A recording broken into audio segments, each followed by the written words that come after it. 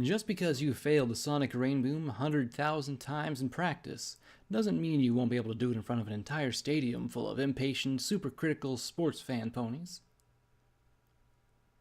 It could be said that I have, on occasion, picked fights with opponents far outside my proverbial weight class. Hydras, Gorgon, Deus, Enclave troopers, dragons, mysterious, incomprehensible techno-monsters.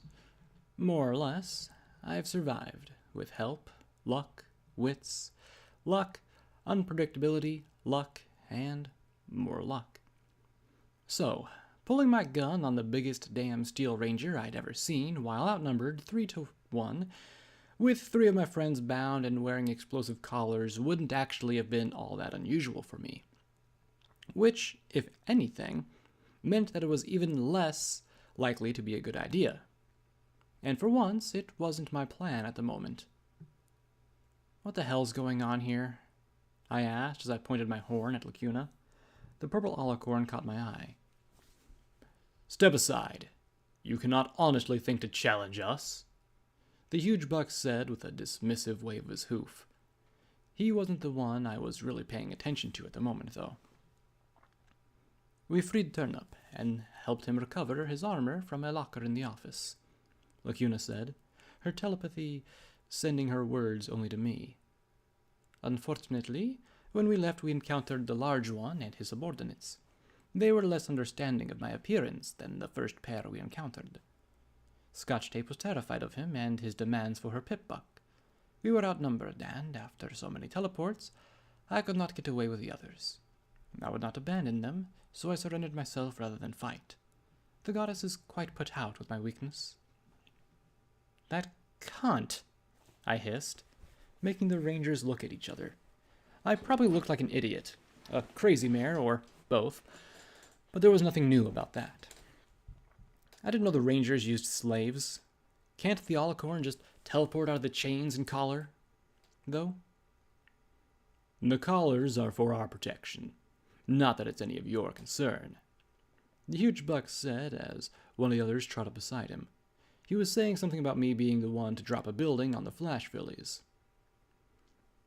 "When we have done our duty and recovered the young lady's pip-buck, I will personally escort her to any location she desires." He looked at P-21. "This one, however, will be submitted to justice by our elder for attempting to place explosives on my person. And, of course, the alicorn will be treated as is appropriate for a captured enemy." P-21 has examined my collar, and it was some sort of proximity sensor that detonated itself and the other collars if I moved too far away. I frowned, wondering if she could maybe... And unfortunately, no. I cannot teleport us away and leave the bombs and bonds behind. She couldn't? Why? But then the super hive mind intellect being began to tell me exactly why. Oh, goddesses. Didn't she realize that I wasn't a smart pony? I lasted 5 seconds before my eyes began to glaze, which would be bad since I had 6 steel rangers looking at me. Fortunately, Lacuna finally realized how far over my head it was and stopped. Was it just me, or was she looking a bit smug? Damned big-horned alicorns. A little pink pony in my mind caught sight of the blue buck's lips moving as he looked right at me. Gee, I loved smart ponies. P-21 can't disarm it, he is sure, Lacuna said, but he needs a distraction. There was a pause. Then, he swears he will not miss up, like at Fallen Arch. I tried to calculate my odds of providing enough distraction for P-21 to get the collars off my friends before some pony pushed a button. Okay. On the other hoof, I couldn't see a detonator anywhere. That meant it was probably built into the armor. So obviously, no obvious pony to blast, which meant that the only way of getting the collar off was... Yeah, so... distraction it would have to be. Well, there was only one thing to do. Something stupid. In a snap, I had my shotgun out above me and cocked an explosive round with so much drama as I could muster. Well then, I'm afraid that you and I've got ourselves into a problem. I want you to let my friends go this instant. We were located at the crossroads of two major streets, with the firehouse occupying one corner. The rain had finally let up, and there was cover in the form of several rusted-out wagons. Blasted stores and 2- and 3-story buildings formed the bulk of ruins around us. Fittingly, there was a faded billboard that proclaimed, "Better whipped than stripped. Join the Steel Rangers today." "Do not interfere with our sacred duty, young mare. We are the Steel Rangers, proud inheritors of a noble and distinguished duty to safeguard Equestria and to reclaim and protect our artifacts of the glorious past." He rose onto his hind legs. I readied myself to jump aside as a super-heavy pneumatic stomp, but gasped as he thrust one hoof dramatically into the sky and flexed the other leg. "We are the last protectors of the equestrian wasteland, serving to put down monsters, fiends, and villains of all kinds, and we will not stop until we have fulfilled Applejack's wishes for a safe and prosperous future." Was he actually posing? My gun barrel dripped a little along with my draw. I pointed at their captives. "Right. Well, those are my friends you have there, mister." I tried to refocus myself. "So you best hand them over." He curled both his legs in front of me, and, sweet Celestia, I swore I saw the metal bulging. "I am Paladin Sugar Applebomb's Stronghoof, champion of the Steel Rangers and heir to the Stronghoof legacy." He dropped his hoofs to the ground with an impact that cracked the stones around him before turning to Lucky Lacuna. "This monstrosity is an Alicorn, one of an unholy army that has forever waged terrible warfare against my order all across Equestria. The filly possesses a functioning pickbuck, an example of one of the finest pieces of equestrian technology ever created, and this buck is guilty of attempting assault and interfering with our most sacred of duties." He snorted, and 2 jets of steam actually blasted from his nostrils, built into his metal helmet. "We are sworn to take them back to our order."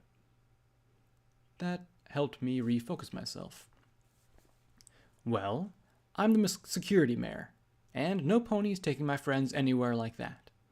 So, like I said, I'm afraid we have a problem, and if I have to take you all on, so be it. You'll be the first to go."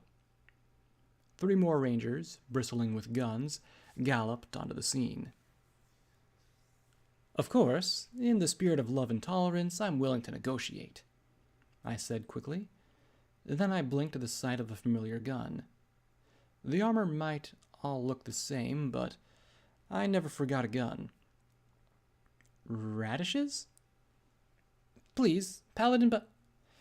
Radishes began, and the huge buck looked over at the bizarre, dangerous gleam in his glowing eyes.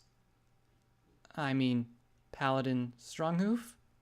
This is the mare who helped free Turnip from the Flashers." The buck with a missile launcher and Gatling gun combo coughed. "Yeah, I would have been a complete goner if she hadn't helped." "And she's been trying to stop the fighting in the hoof," added Fruit Salad.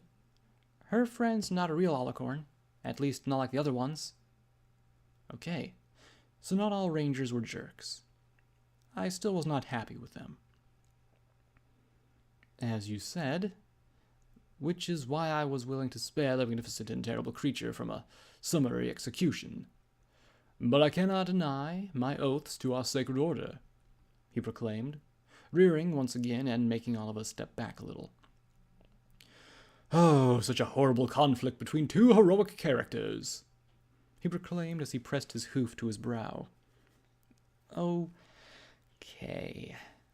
I looked at Fruit Salad, trying to convey with a look that she'd been right. This pony was definitely not playing with a full deck. "Right. Okay, then. How to deal with a crazy huge pony in charge?" I needed all eyes on me. I took a deep breath and looked at Glory, but she simply gaped back at me with stunned bafflement. Clearly, this was too much for her to deal with. There was only one thing I could do. I took a deep breath and rose on my rear legs. My braces wobbled a little, but I pointed my left leg right at him and grinned as wide as I could. Paladin Sugar Apple Bomb Stronghoof, champion of the Steel Rangers and heir to the Stronghoof legacy. I, Blackjack, security mayor of Stable 99, descendant of the legendary card trick herself, challenge you to one-on-one combat for the safe release of my friends Lacuna, Scotch Tape, and P21. I easily imagined 9 jaws dropping at once. I could see at least 4. He looked down, way down, at me. For a moment, I had a horrible image of those massive piston hooves dropping and turning me into a round black and red pancake. But then, faster than I could believe possible, he moved. But rather than smearing me into pony jelly, he swept me into a massive hug, his speaker booming. What nobility! What courage! What heroism! Fighting a battle of impossible odds against a vastly superior foe for the safety and well-being of her comrades. Holding me easily in one foreleg, he thrust his hoof towards the sky. This is the embodiment of all things Rangers should strive for. He tossed me above the ground, catching me once more in his hooves and shaking me like a doll. I shall not decline your glorious sacrifice. Truly, this shall be a duel for the ages. My head reeled simply from the volume of the speaker. I was just about to tell him that I had reconsidered and would quite happily accompany him to speak with his supervisor when he set me down again. Prepare yourself, Blackjack. We engage in glorious combat. Hoof to hoof, armor to steel. None of the noise and vulgarity of firearms for warriors like us. We shall engage in a battle of gentle ponies. Wait, no guns? When I had agreed to no guns, that wasn't in the challenge. He was trotting away from the others, so I really had no idea how to bring it up. I looked at Glory, who hissed at me. Blackjack, what do you think you're doing? He's huge and in power armor. How are you supposed to fight that? Working on that part, I muttered. Why isn't he freaking out about my pip-buck? I asked as I glanced at her. I don't think they realize it's a pip-buck, she said softly. I had to admit she had a point. It was sleek and black and might have been part of the combat armor. It barely looked anything like a normal, big, gray, bulky pip-buck like Scotch Tape's. Small favors, I suppose. I just had to be sure not to use it where they could see it. Give me a buck, I said, not wanting to take my eye off her.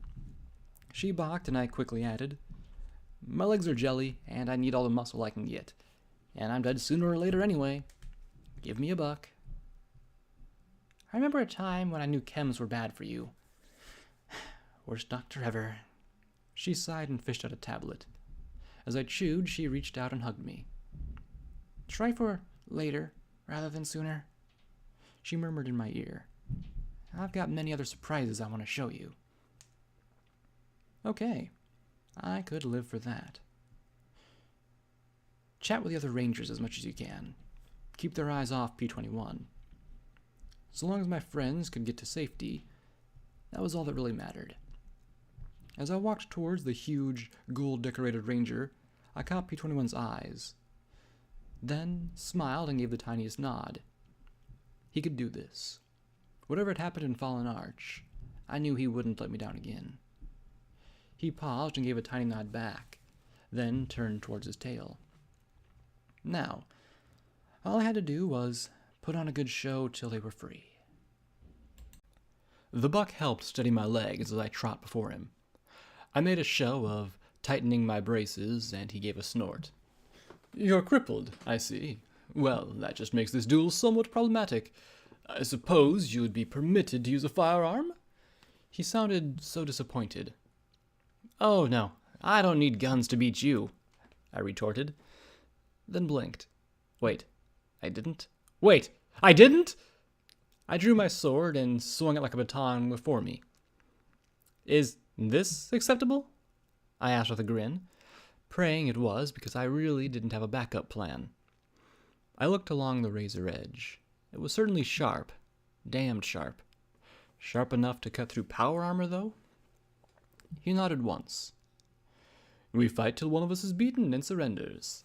I'll not rob the wasteland of so valiant and noble a spirit intentionally." He reared up and flexed as he thrust his hoof towards the heavens. "We fight for honor and civility itself. Let nothing dare interrupt our most glorious of battles. Pony against pony, hoof against blade, steel against steel." And then he boomed in an echoey voice, likely heard for a mile, "Begin!" His hoofs dropped with a monumental crash, piston slamming downwards with his powerful hiss of steam, and a detonation that shook the ground beneath my already unsteady limbs, making me stagger.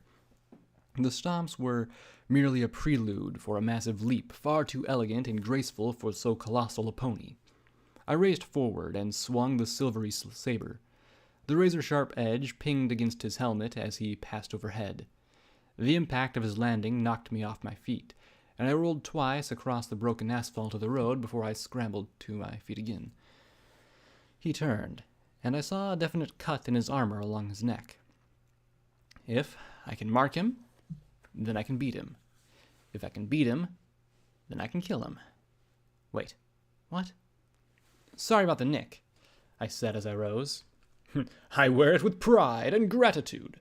The Strong Hoof family armor welcomes any mark from an honorable and valiant mare." Then I was fighting for my life as he lunged in with lightning-fast stomps, kicks, and thrusts of those piston hooves. It was all I could do, clattering back step after step and trying to deflect those powerful kicks with the blade and, finally, just trying to stay out of the way. We might have been fighting till one of us was beaten, but one kick of those hooves and I'd be more than beaten. I'd be scrambled. There was no way I'd stand a chance like this. I had to attack. He reared up, and instead of dodging back, I moved inside his hoof. I didn't see any gaps in his armor, but from my own barding, I knew the joints where my best bet was at. I slashed the glowing sword at the pit of his foreleg and body, but Paladin's Stronghoof reacted faster than I anticipated. Clearly, he wasn't completely without thought for his defense. The Steel Ranger closed the gap, and my blade struck off glinted steel plate legs. "Well struck, but you have to fight better than that, I assure you," he said with his massive body slam, and nearly cleared me off my hooves. My braces clattered as I rolled again, swinging the blade towards his helmet. If I couldn't take out whatever he used to see, but he ducked his head, and the blade sparked off the armored ridge along his spine. I was cutting through his armor, but I was also getting battered to pieces. We danced around in a circle, with me giving ground. One of his kicks flipped me right over one of the wagon husks and into a mud puddle. I levitated a glob of muck and splashed it across his glowing blue eye panes. In the moment, he balked. I slashed at his legs and was rewarded with a hiss of air as one of the pneumatic lines broke. With luck, that would slow him down. But my advantage lasted only as long as it took for him to toss his head, the goop refusing to stick to him. That's cheating!" I shouted as I backed away. He did seem to be moving slower. "You fought well and valiantly. I commend you and ask with my deepest respect that you yield." "Not happening. Not when my friends are on the line," I said as I gasped for breath. "You must be getting tired in all that metal." I wanted to kick some pony when I heard one of the Steel Rangers snicker. "A little longer. P-21 almost has our bonds," Lacuna said. Hopefully, no pony would ask why the giant alicorn was lying down. I forced myself to grin as I kept moving back. "Either way, I've got the range, and you don't. Eventually, I'll cut something important. Better watch out. I've nicked bucks before." "A cunning fighter takes stock of their enemy's vulnerabilities. I commend you for the attempt," he said as he stepped back and rammed his forehoofs to the ground. I moved to attack, but then suddenly the ground was lifted underneath me. The paladin heaved the slab of roadbed I was standing up with all his strength. "However, with sufficient applied leverage, your advantage becomes a disadvantage," he cried out as I fell on my side, and he kept pushing the slab of roadbed over. I barely got my hooves raised in time as it slammed down on top of me. I barely had time to drink a healing potion before 2 hooves slammed through the slab, pulverizing it atop me and hauling me through the rubble. "Don't feel bad. This is part of the legendary strong hoof combat technique, passed down for generations," he said as he lifted me high in his hooves. Somehow I doubt that he planned to hug me again. Okay, enough of this. I hit Sats and targeted every magic bullet I could squeeze out of my horn at his helmet. 4 flashes arced into his armored face. The magical energy tore into it, shattering the visor and steel. He dropped me as he staggered back, and I landed hard on the crumpled roadbed. The hilt of my sword peeked through the rubble as I pulled it free, and I turned to my opponent.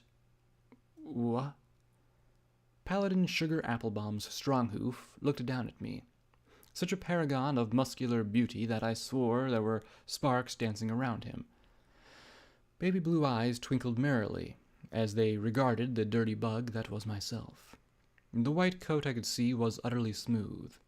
A thick blonde mustache sat elegantly above his lip, and a tiny golden lock of mane curled off at his brow. Radishes had said that he'd cut off his horn, but she'd been mistaken. For the first time ever, I'd met a unicorn with a horn more compact than my own. He regarded me somberly. "I see I owe you an apology. It was unfair for me to think less of you for your infirmity." He rose, and with a crackle and metallic popping he shed his armor, revealing more of his impressive musculature. Truly, I had no idea if his armor was powered by magic at all, or if it was just him. He stepped free, rising up and flexing his legs, making his abdomen pulse with every potent twitch of his body. "But now you directly face the physique that has been passed down the Stronghoof line for generations." I glanced over at the others as he flexed his many massive muscles. It was astonishing how even suits of power armor could look stunned in moments like this. P21 had a nosebleed. "Oh, my," Luna murmured in my head. I managed to make eye contact with P21, and he immediately wiped his nose and got back to work. Good thing, too. I'd hate to have to shoot him to get him back on track. I did that too much with Rampage already. I sat down, blinking in shock. "You can put your armor back on." "Really?" Instead, he planted his forehooves, twisted around, and blasted me with an applebuck right to the face. I barely raised my limbs in time to absorb some of the blow, but his kick sent me rolling across the torn-up ground. My head kept spinning for a few seconds, my vision filled with flexing images of sparkling, beautiful buff beefcake before I shook it off. "You should never underestimate your opponent's security. Others have done that when facing you, and you've defeated them all," he said as he approached and then once more slammed his hooves into the ground, sending a ripple through the pavement that blasted me into the air. He was using some kind of freaky magic. Or was he just really that strong? I landed in a heap and hauled myself to my hooves. Then he was once more upon me, and almost all through my defense was gone, as he systematically pounded me again and again and again. It was all I could do to keep myself out of his hooves. I finally pulled together enough focus to bring my sword to bear and got myself a little room to work with. No matter how I swung, I couldn't catch him. "Damn it! I have to win! They're my friends!" I shouted, as he deftly avoided a horizontal slice. How the buck did that big and beautiful move that fast? "Your devotion is commendable, but it is no greater than my devotion to my oath and order," he replied as he twisted under a slash, sweeping his hind legs under my own and knocking me over as he deftly regained his feet. "Yield, I beg you." "Never!" I shouted as I brought the blade down for a savage-killing blow. He rose once more on his hind legs. His massive, majestic hooves slammed together on the silvery blade, stopping it cold as he stood before me. "There is no shame in defeat, Blackjack," he said, as those bright blue eyes gazed down at me. I gasped as he tossed my sword aside, exhaustion finally scattering my focus. He dropped to his hooves and turned, presenting his side. It was a clear shot in a futile struggle, but I was just that stubborn. I twisted and pulled back both my rear legs, and slammed my hind hooves directly into his side with all my force. He'd be able to block or deflect or simply take it, I was sure. Then he'd punt me clear over the horizon, but I'd be damned if I gave up before then. But my hooves connected solidly against his left side just below the rib cage. Instantly, he rolled over wailing. "Oh no! You've struck my splenic ganglion nerve cluster! A stronghold vulnerability has been passed down for generations! Oh, the agony, the injury! Oh, I must yield!" He lifted his hooves to protect the spot I'd thumped. Glory was mouthing the words, "Splenic ganglion?" and looked confused. "Release this noble fighter's friends." Huh? All eyes turned to P-21 holding Lacuna's bomb collar in his hooves, as he unlocked chains dangling around the three. His own collar was nowhere to be seen. He looked down at the explosive in his hooves, then back at the Rangers. He spat the bobby pin back into his bushy tail. "Oh, this is awkward, I'll say. I kind of expected not to win." Then the street exploded. Thank Celestia, the street exploded.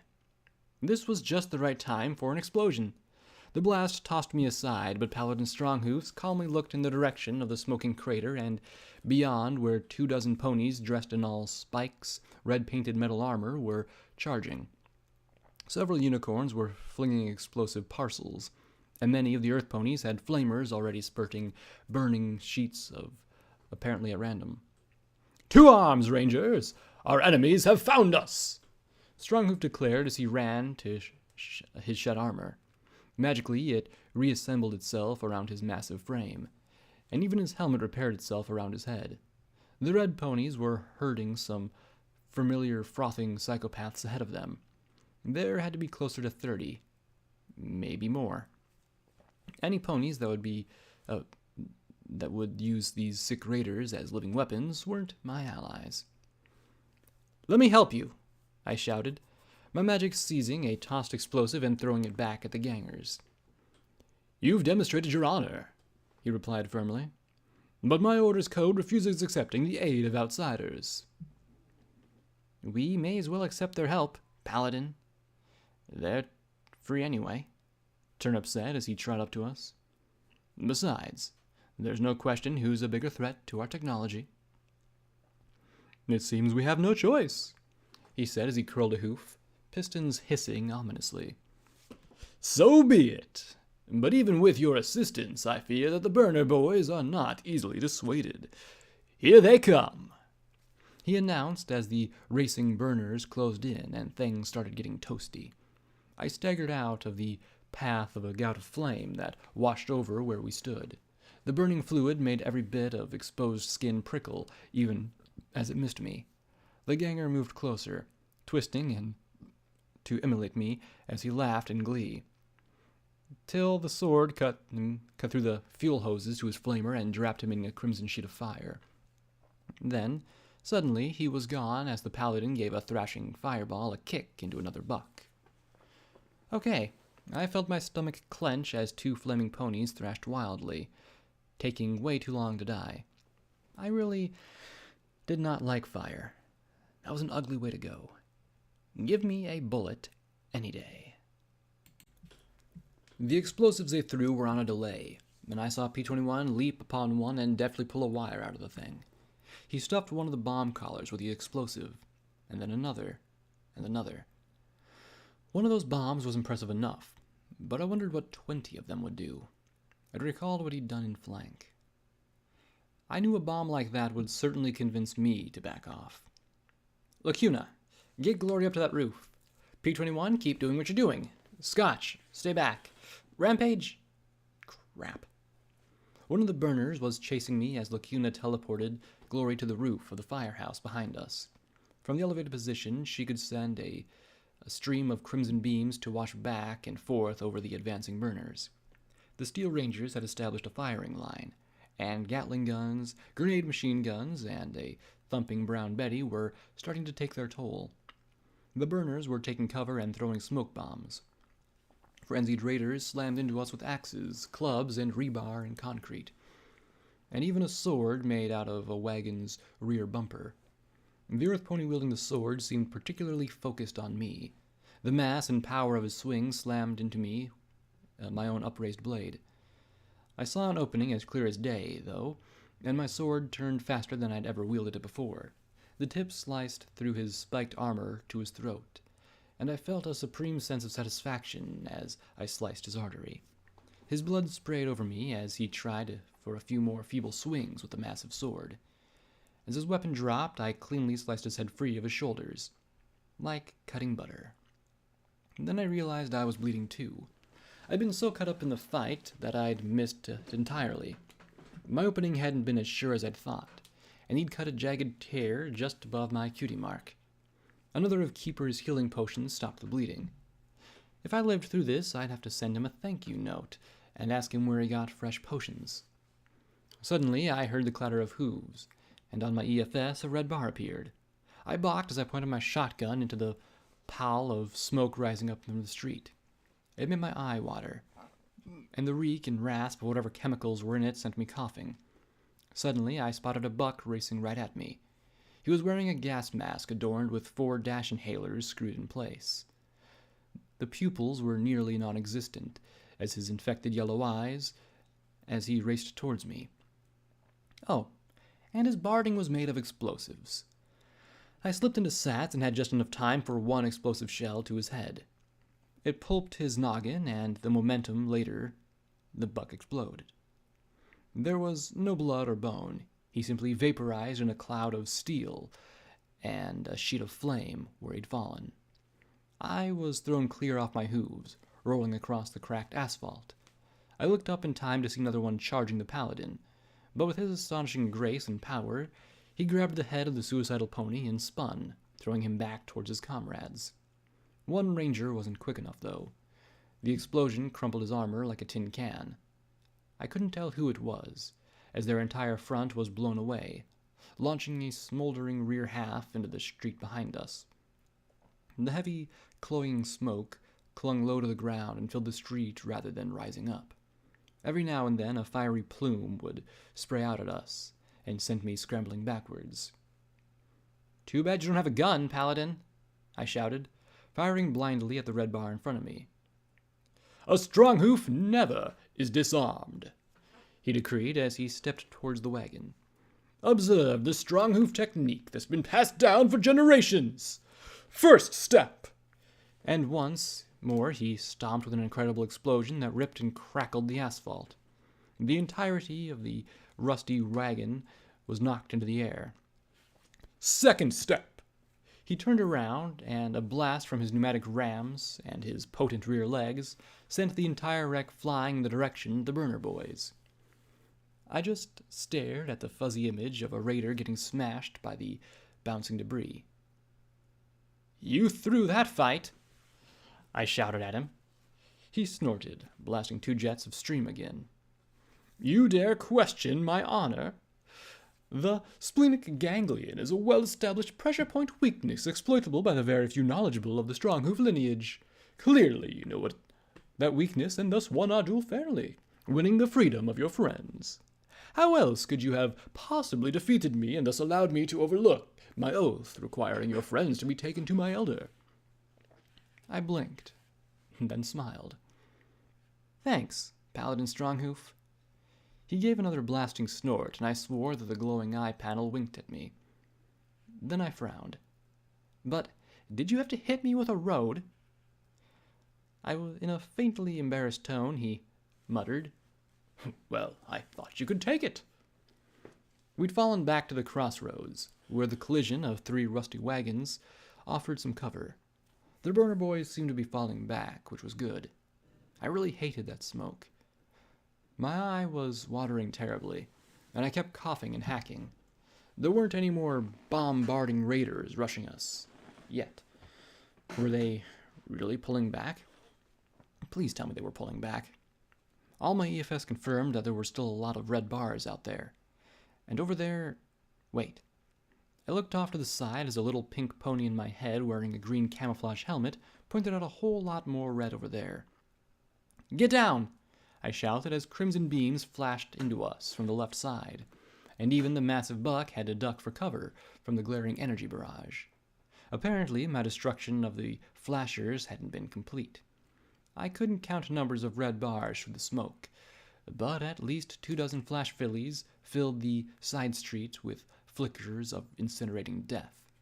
My hide burned as an enemy Gatling beam gun splashed over my side. We were caught up in a crossfire.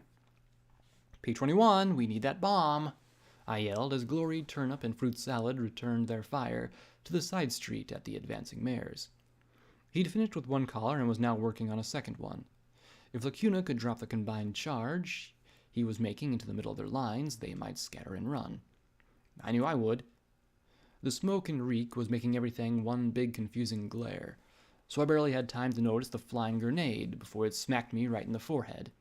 I took 2 steps from the sudden stab of pain, then 1 second to lift it up, then it went off in my face. The blue band flashed once, and an electric tingle ran from my hoof to my horn. And nothing else happened. I blinked and let out a relative laugh. Then I noticed that Glory was the only pony still firing. I looked over at Fruit Salad, and the mare was just standing there. "What's wrong?"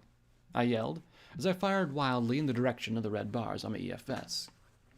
"Spell matrix crash," she yelled from the confines of her helmet. "I can't restore the system. The ejection system isn't working either." On my other side, Turnip was also frozen, muttering expletives over and over again. More discharged grenades rolled around at their feet. The one that hit me hadn't been alone. Oh, shit. "What can I do?" I yelled, popping out the shotgun's ammo drum and reloading slugs. Those explosive shells were cooking the barrel like crazy. It was smoking. It was almost brand new, and one drum of explosive rounds had already made it look like it was not going to last much longer. "I need a Pip-Buck spell matrix to restart it," she replied. Well, I was busy. But I wasn't the only Pip-Buck here. "Scotch! Scotch tape! I need you!" I screamed, but with all the gunshots and explosions, I knew she couldn't hear me. Lacuna, however, appeared beside me in a purple flash. She had the minigun from the dead ranger's armor floating above her, as her shield appeared around her and the helpless ranger. "Go. I will protect her as long as I am able," Lacuna said calmly in my mind. Then the minigun motor revved as it floated overhead, and the alicorn began to return fire with deadly and precise bursts. The goddess is quite keen to put this rabble in their place. After dealing with that mare, well. Her eyes flashed and her voice boomed. "The goddess finds this very therapeutic." "Miffle," whimpered Fruit Salad. "Therapy. Hoofington style." I loaded Scotch Tape's Pip-Buck tag and raced across the crossroads. There was P-21 strapping together a bomb that I hoped Lacuna would be able to drop on the flashers, but where was Scotch? Hiding in a wagon, the filly was curled up in a ball, shaking. I reached down and held her close. I couldn't ask her to do this. I should ask P-21 to take her out of here. Take her someplace safe, someplace better. The rusted wagon jerked as a grenade detonated outside, and she gasped, hugging her hooves over her head. "You can't protect her, Blackjack," the dealer said as he trod up next to me. "I have to," I whispered. "You can't. Even if you protect her today and tomorrow, someday you'll be gone. You can't spare her the horror," he insisted softly. "Why not? Is that too damn much to ask? That she be safe and happy and not scared?" I shouted at him. I'd save one, just one, and I'd give anything I could to keep her intact. "What kind of sick world goes out of its way to hurt and scare a filly?" I demanded. He just shook his head slowly. "It's called growing up, Blackjack, and you can't keep her safe from that." Maybe I couldn't. But was it so wrong to try? Yes, if it meant leaving Fruit Salad to die. Damn it. I clenched my eyes shut as the wagon rocked against the detonation outside.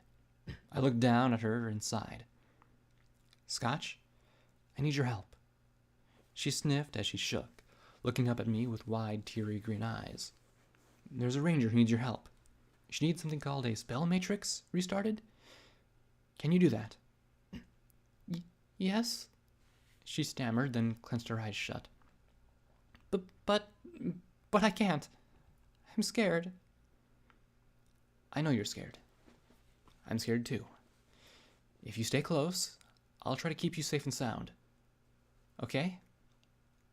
I said as I poked my head out. The red beam flashed before my eye, and I watched the tip of my mane transform into ash. My lips twisted into a trembling grin. I was fairly sure that Scotch might be the sanest one of us all. See? Nothing to be scared of. I'm not scared of the fighting. I'm scared of those metal ponies, she said as she shook her head hard. But I don't understand why I'm scared. I shouldn't be scared. I like machines. We tried to hide from the Rangers after Lacuna saved that one buck, but when he drug out his armor and put it on, I thought he was going to gobble me up.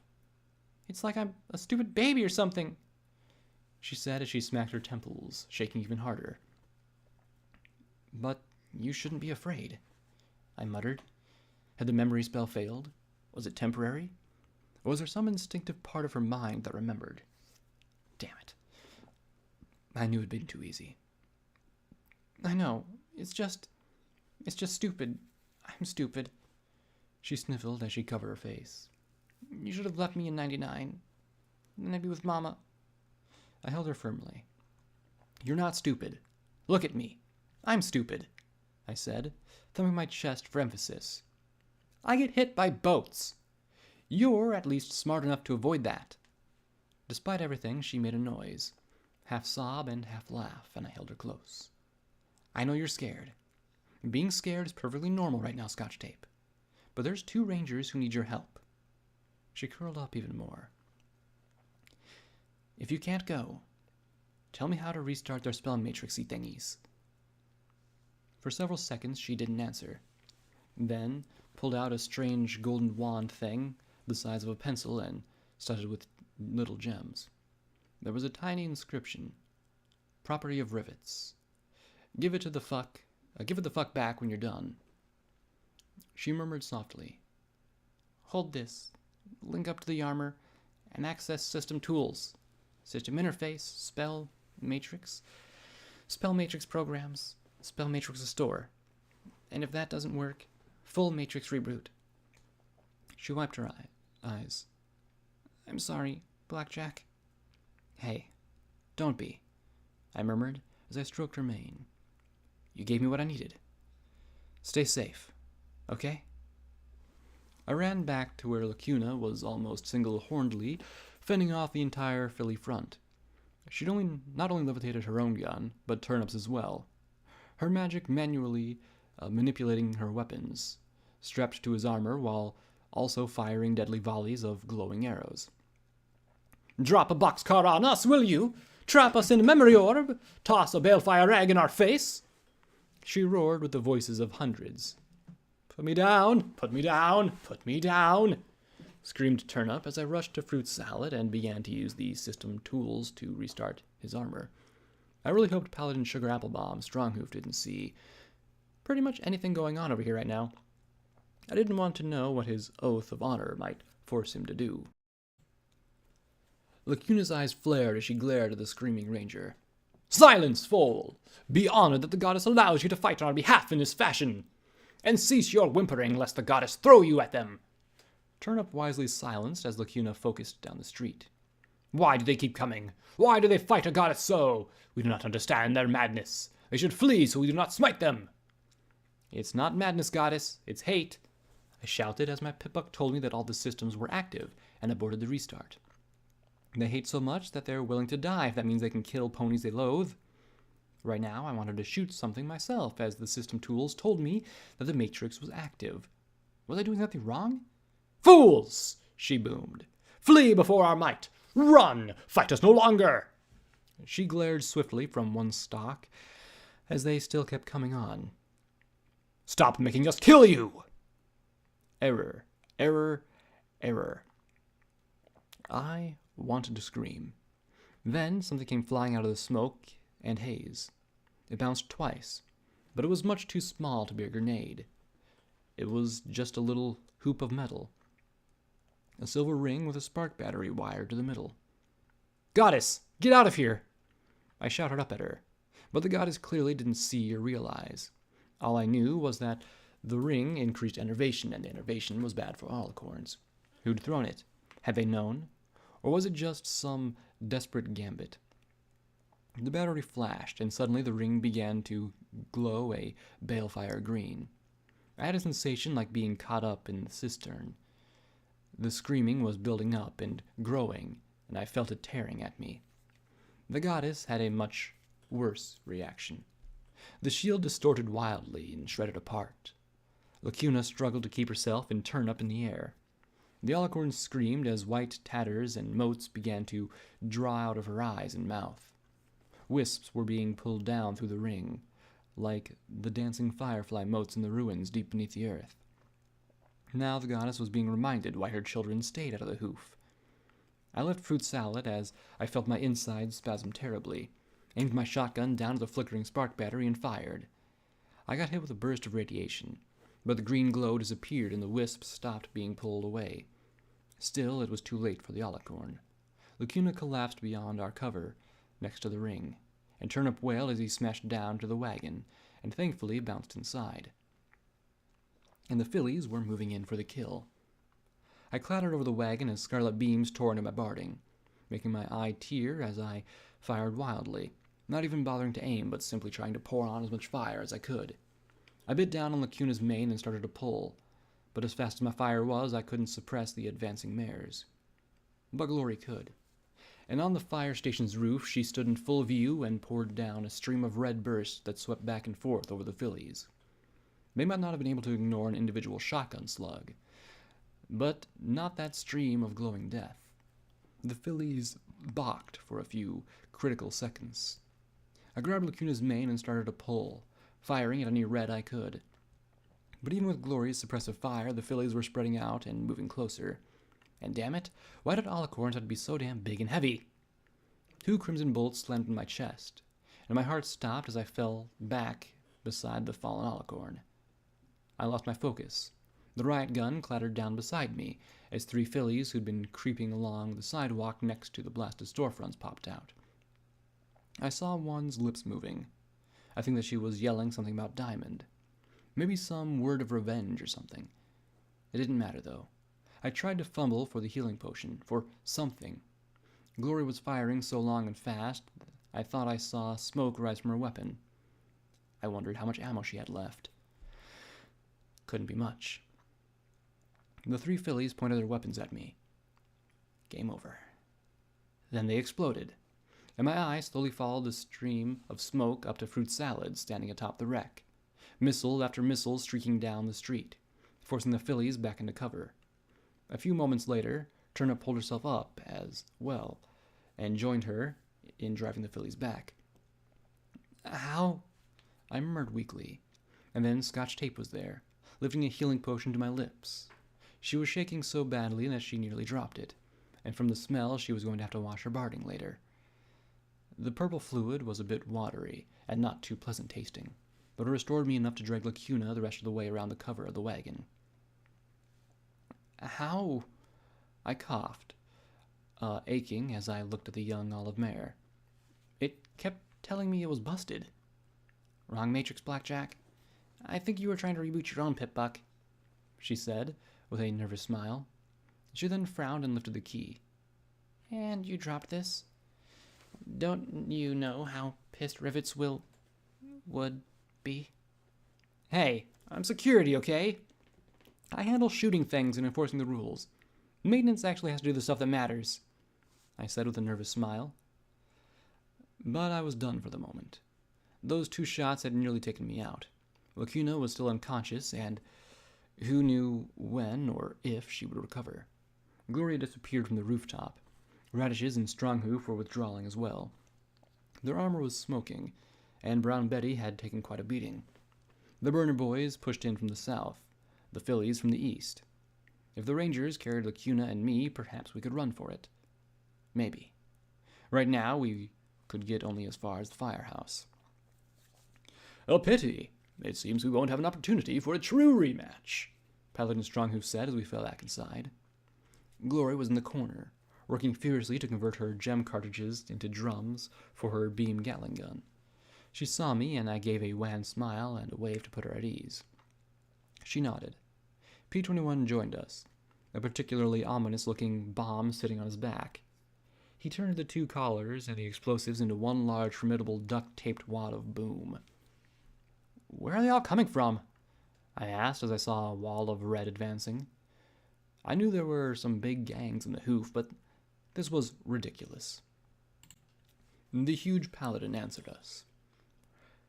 "Big Daddy's liberated every slave west of the river, gave them a gun, and sent them to fight.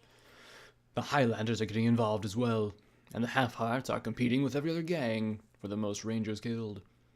I understand that they've got fighters from as far south as Flank brought up here, and there's talk of Griffin mercenaries to the west. I suppose we should be grateful that those damned Zodiacs haven't gotten involved."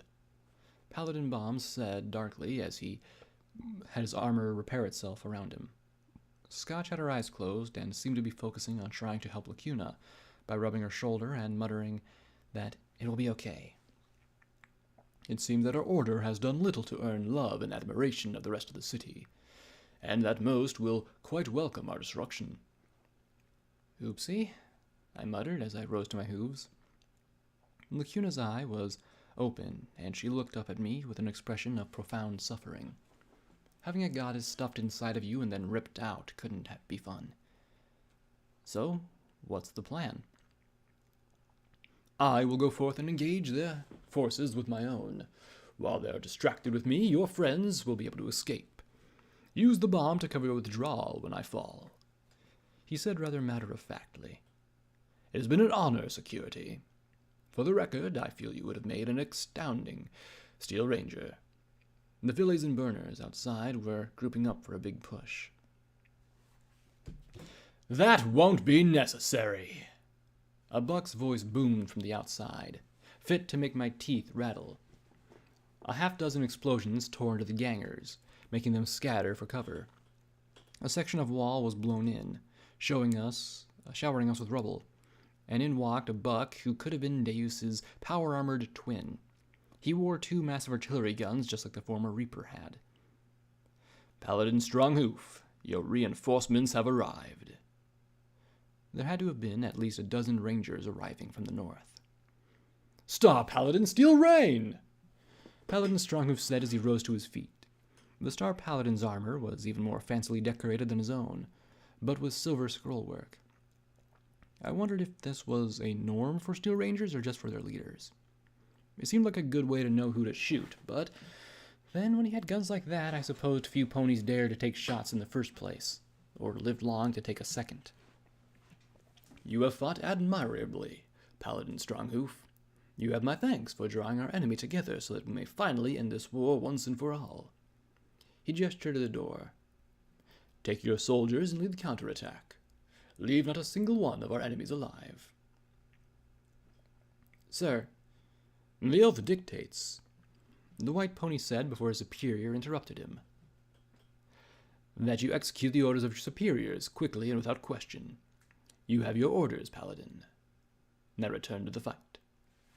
He finished in a tone that suggested very ugly consequences if Stronghoof argued. "Very well, Star Paladin," Stronghoof said with a salute, but he was looking at me when he said it. Those glowing blue eye panels seemed to suggest caution to me. He and most of the other Rangers left, and the main went right on high to, "Oh, this isn't good" status as I was approached by Steel Rain and a trio of Rangers he'd brought in with him. This was my chance. "Star Paladin Steel Rain, I'm Security. My friends and I have come here to tell you that this war is completely unnecessary." I looked behind me at Glory and then back at the massively armored Ranger. "My friends and I were passing by Zenith Bridge. We used a bomb to distract you so that we could slip past. This war wasn't the Rangers' fault." There was no answer at first. Then I became aware of a deep rhythmic noise inside of his armor. I scowled up at him as it built and grew louder. He was laughing. "I should thank you, then," he chortled with glee. "Do you have any idea how many years I've tried to provoke those idiots across the river to attack us? How many times the Elder has refused to allow me to wipe out the vermin?" Oh no. "You wanted this war? Your own soldiers are dying and you're happy about it?" I shouted at him as I stood, making damn sure I was between him and my friends. "Of course not," he replied with that amused tone. "But I won't deny that, when I heard about the fighting, I felt as though Hearthwarming Day had come and I'd been a very good buck. Finally, the Hooverton chapter has the opportunity to show the wasteland just what the Rangers should be about." I glanced in the direction of Paladin Stronghoof had gone before looking back at him. "Why do I have the feeling that you don't think it's about protecting ponies?" Paladin Stronghoof's naive and adolescent fantasies of honor and protection hardly interest me. He inspires fools to waste our technology for the shallow and worthless admiration of others. Really, what do I care if some useless primitives live or die? P-21 slowly approached him. "You think that technology should be hoarded, then? Stronghoof told us that your elders believe that." There was a frustrated growl from the armor. "Yes, they do. They would have us hoard weapons and technology like dragons, clutching our findings with paranoid hooves while we cower in bunkers and bases." He turned to the side and gestured at the gun with a forehoof. "This is a 120mm anti-dragon cannon, built to fire custom-engineered concussion, armor penetration, and chemical rounds. It has 172 perfect engineered parts, all manufactured of high-strength alloy steel, infused with a magical repair mechanism to maintain perfect operation at all times. It has a precise range of over 2 miles, at which shells will still impact with a force of 5 kilomax." He looked right at me. "Do you really think that a gun like this should be left in a weapons locker to collect dust?" Honestly, no, I didn't. But I'd be damned if I admitted that to this bastard. "The Elder believes that the Reapers started this war, and so it must be fought, and I will do everything I can to expand it as long and as far as possible. We will destroy the Reapers, subjugate the Collegiate, drive off the Enclave, and conquer the Society," he proclaimed grandly, standing and spreading his legs wide as if to give me a hug. "And you started it all. Thank you." "And now I'm going to stop it however I can," I replied sharply. If Elder Crunchy Carrots really didn't want this war fought, then perhaps she could end it?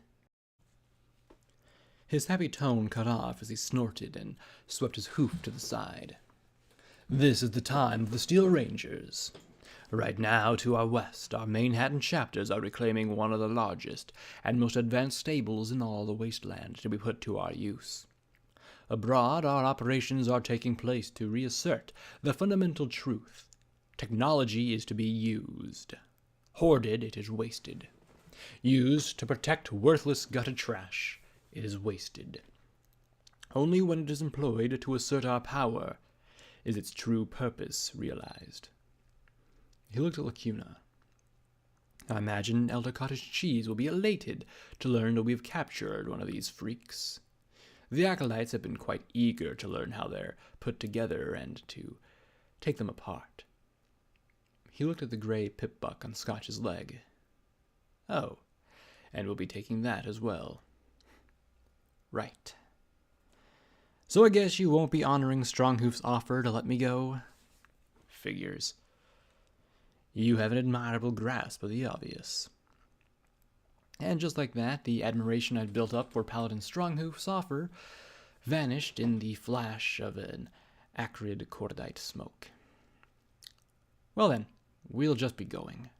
Glory, Scotch, help Lacuna back to her hooves."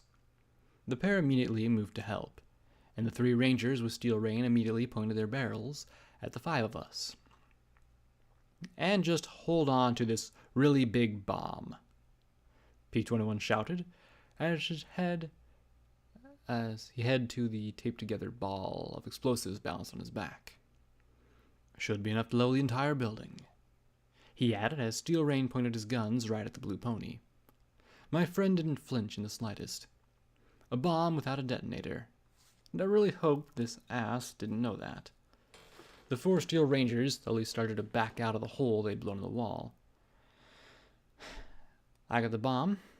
You handle the trigger," I said as my horn lifted the very heavy wad of explosives. In unison, we backed out of the firehouse into the chaos of the street battle as I kept it levitated right in the middle. He nodded, and I clapped mentally in glee. He should have been an actor or something. I could see him in a hearth-warming Eve pageant. He'd make a wonderful secretary to my chancellor. With them backing out the rear and us out the front, there'd be a narrow window for us to make a break for...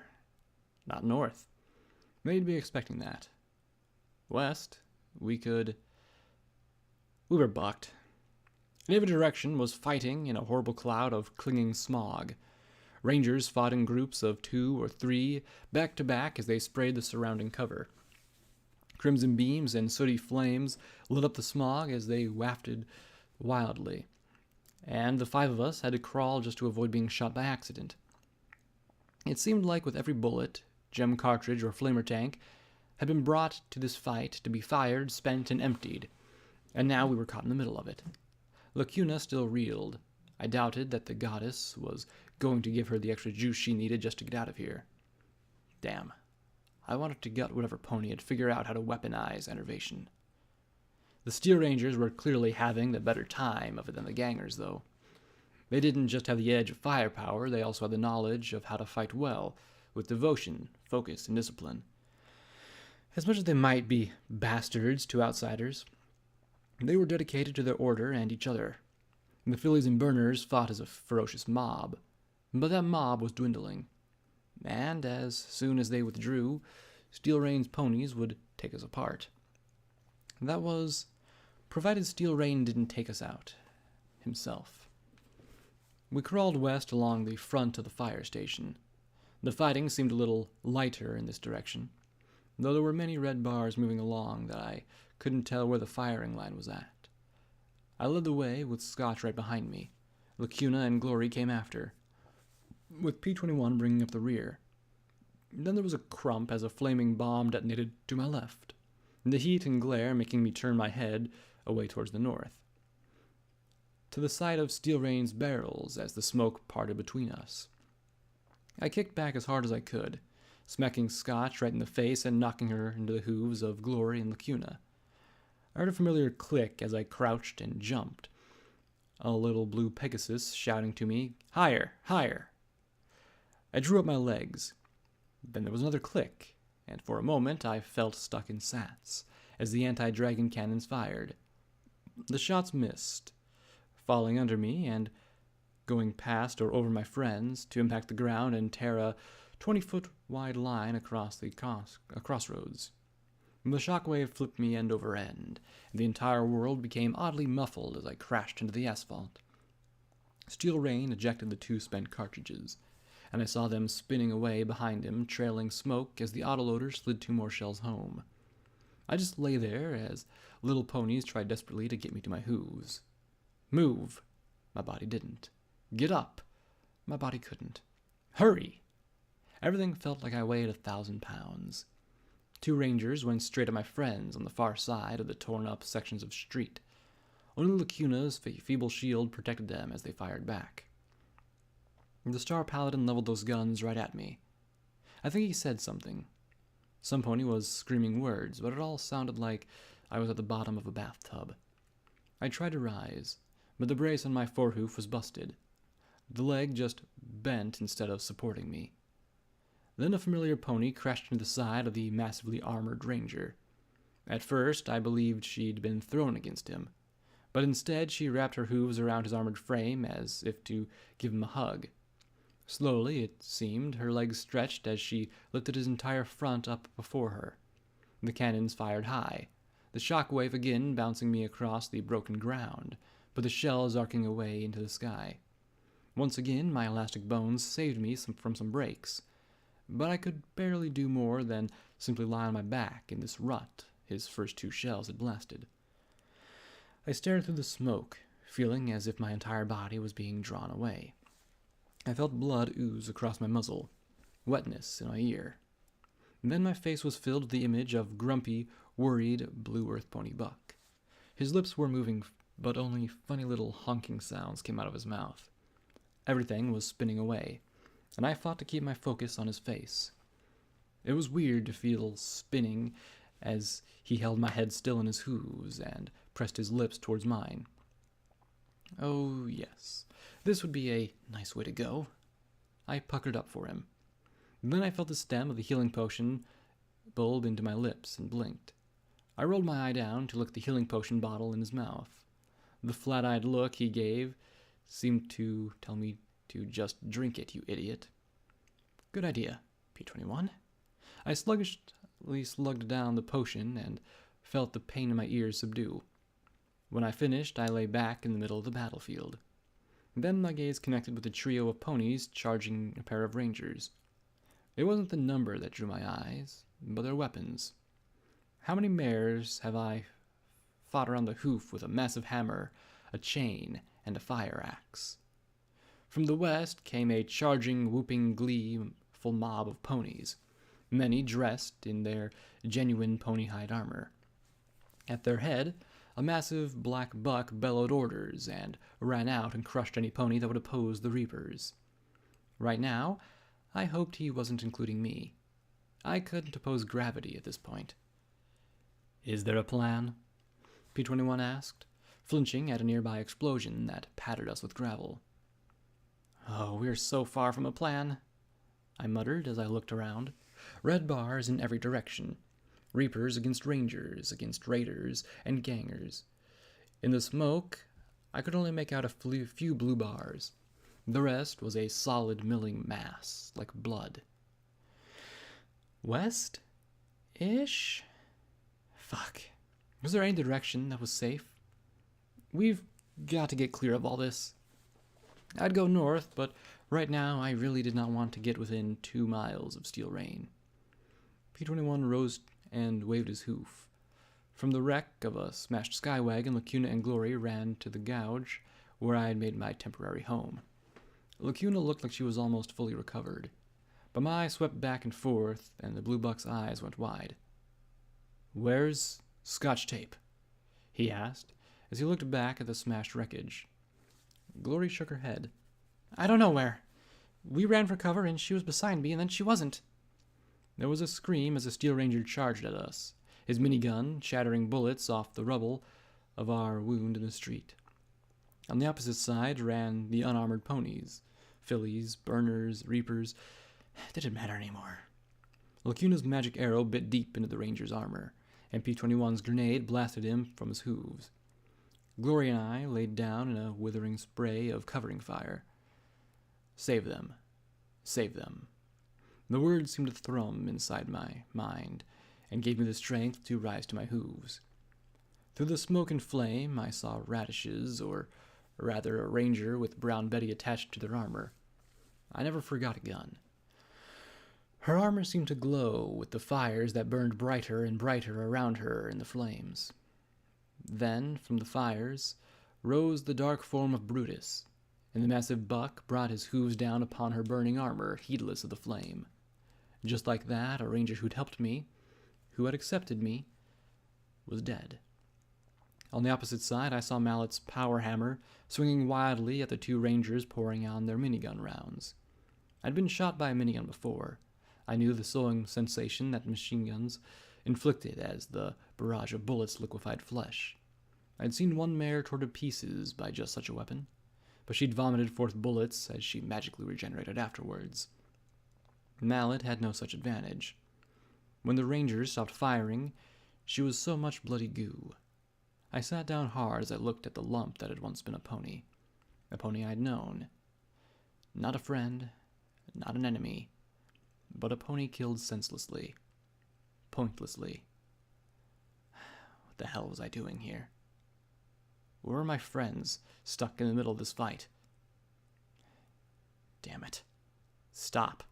Stop it! We need to find Scotch, Blackjack, P21 said, but I didn't really hear it. Everything had gotten lost. Stop it! I shouted, as I tried to fight my way out of the hole and on my broken braces. I could barely stand, let alone walk, but I had to end this. I had to end this right the fuck now. Stop! Stop killing each other! I screamed from the lip of the hole as I began firing, ignoring my friends around me. Stop it! Stop it! I didn't know who was attacking anymore. With the smoke and the flame and beams, I didn't care. If it was red, I shot. Shoot me, not each other. Shoot a pony who's dead meat anyway. Just fucking stop! I was shooting and crying and screaming as I whirled from one to the next to the next. Bullets bit into my blasted barding. It wasn't going to last much longer at this rate, not without some serious repair. That was okay, though. If ponies were shooting me, then they weren't shooting each other. Stop it! Stop it! Stop! I screamed till my throat was raw.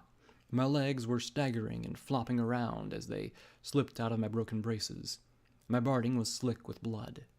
Most of it wasn't mine, at least. I'd shoot till no pony else was shooting. I didn't want to see another Radishes. Didn't want to see another Mallet. I didn't care if they were enemies. I was sick to death of ponies dying to stupidity. And then a buck stood before me and filled my vision once again, as his barrel pointed right at his face. His stern, familiar blue face, and the gun clicked on an empty chamber.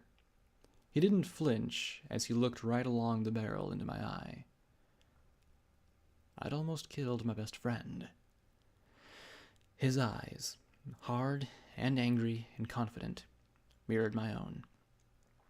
He knew that this was fucked up, pointless, worthless, but he wasn't freaking out. He wasn't screaming like a lunatic and blasting ponies in a fit of rage. He just looked right into my eye along the gun that had almost taken his head off. I'd nearly killed him. Nearly killed... Oh, goddesses. What was happening to me? It's just so stupid. I sobbed as the spent shotgun clattered beside me. I swayed back and forth. I'd gotten shot by more than a few ponies in the little shooting spree. I can't make them stop, I sobbed. Then he reached out to hold me steady as Glory's beam gun blasted bursts at the fighters around us, while Acuna touched her horn to my wounds. Now that I was aware of it, I realized just how much I hurt. Please, tell me how to make them stop killing each other. He held me without flinching or revulsion as I pressed my cheek to his neck and closed my eye. He smelled nice, too, even if he was a grouch. You can't stop them, he said, sharing the horrible truth I knew all too well. No matter how much you try and get them to stop fighting, you can't make them stop. I'm sorry, I whispered into his ear. I thought I was strong enough, but now I knew better. Now I had a clue of just what war really was. A fight so massive and all-engulfing that no pony, not security, not marauders, not ministry mayors, not even princesses, could stop it. I'd faced monsters and threats I'd never imagined a month ago. But finally I'd encountered a monster so vast that no amount of bullets would kill it. That monster was war, and I couldn't slay it. Suddenly I had a great deal more sympathy for those mares not long ago, and remembered two princesses meeting in a tent. We invented it. And it had been birthed here, in this horrible city. It's not that you're not strong enough to stop it. The amazing thing is that you care enough to bother, he said softly before he pulled away. But we can't stop this fight now. We need to find Scotch and get out of here. can you find her pip-buck tag? Because that was something I could do. Something that I could accomplish. I sniffed and nodded. Yeah. If you have any duct tape left, can you tape up my braces? Damn things broke. Damn things had busted from Steel Rain's 2 near misses. I'd have been blackjack foam if he'd actually hit me. I loaded the tag for Scotch's pip-buck. Don't think about what you almost did. Don't stop. Just get Scotch tape and get out of here. And then I looked at the shotgun and hesitated. I'd almost blown my friend's head off. Would I be safe with it? Would they be safe if I had it? As if reading my mind, he scooped up the weapon and pressed it to my chest. Take it. Just stay with it, okay, Blackjack? If you lose yourself, we're all lost. Yeah, right. Good point, I said as Lacuna finished her healing. The purple alicorn looked as though she'd been put through the ringer. Apparently, even alicorns had magical limits. The pip-buck tag was to the northeast, back at the fire station. A good place for cover. I looked at my duct-taped limbs. This was rapidly approaching pathetic. Let's get her. Quick. Together we kept as low as possible, as I click-clacked my way back towards the building. The roof was on fire. There was something ironic about that, I thought. Get her out. Get out. Don't get dead. And get north to talk to Crunchy Carrots and stop this insanity. There. That was a plan that I could do. I pulled my head together as we moved through puddles of burning chemicals. I wondered if there was some mysterious force resupplying the burners with flamer fuel and the fillies with gem cartridges and magical energy weapons. Arming. Just waiting for a spark. Then a shape lunged out of the clogging, swirling smoke. It was all fangs and claws, and a great stabbing tail. I looked at the swooping manticore and felt something shrivel inside of me. You've got to be kidding me. Glory knocked me on my side as the beast swooped low over us. The monsters were drooping out of the sky, ripping into gangers and rangers alike. Any semblance of an organized fight was transforming into a chaotic melee. I loaded the drum with flak and, lying on my side, pumped 4 blasts into the monster's flank. It roared, stabbing wildly with its tail as it brought its face around to bite. A 5th blast liquefied its features. I stared at its great gouged-out eye sockets as its mouth spread wide. A 6th blast tore down his throat and finally collapsed. I swapped into slugs after that, forcing myself to my hooves. You can move faster than any of us, I told P-21. Get in. Get her out. Right. Then do you want me to set off the bomb? He asked. I blinked in confusion. Maybe I had more brain damage than I thought. He waved his hoof at the building. The bomb! The great big honking bomb we left in there? Are you saying that thing works? I gaped back. He rolled his eyes. Do you really think I'd rig something up like that and leave the detonator in their hooves? Right. Because he was a smart pony. He gestured to a detonator that he had taped to his forehoof. When you talked about me handling the trigger, I thought you knew. Right. Of course I did. You get her and we get out of here. Because this was getting ridiculous. Who the heck was I supposed to shoot now? He nodded and disappeared into the smoke as Glory, Lacuna, and I moved back to back. She levitated a grenade machine gun. Are you going to be all right? I asked her. She smiled thinly, wanly. It is hardly my weapon of choice, but I will make do. I've succeeded in giving all the unity a splitting headache due to that infernal contraption. The goddess decrees that, when all the wasteland has been converted to the Alicorn race, the first mega spell we perform will be to push the entire city of Hoofington into the sea. Right. I might just join in on that one, if you don't mind, I said as I looked at Glory.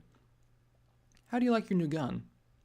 I asked as I swapped to Vigilance and the sword. I needed headshots, and the riot gun wasn't exactly built for pinpoint accuracy. It's very flashy, It's also going through gem power drums like crazy, Glory said as she looked around for incoming fire. I'll be fine. Good. And that was all I had time to say as the next wave of manticores struck. The Leonin monsters drove towards our group, and I could barely duck inside of my tottery legs. As deadly as their fangs were, they seemed to want to grab a pony like a mouse, so I kept my eyes open for their claws.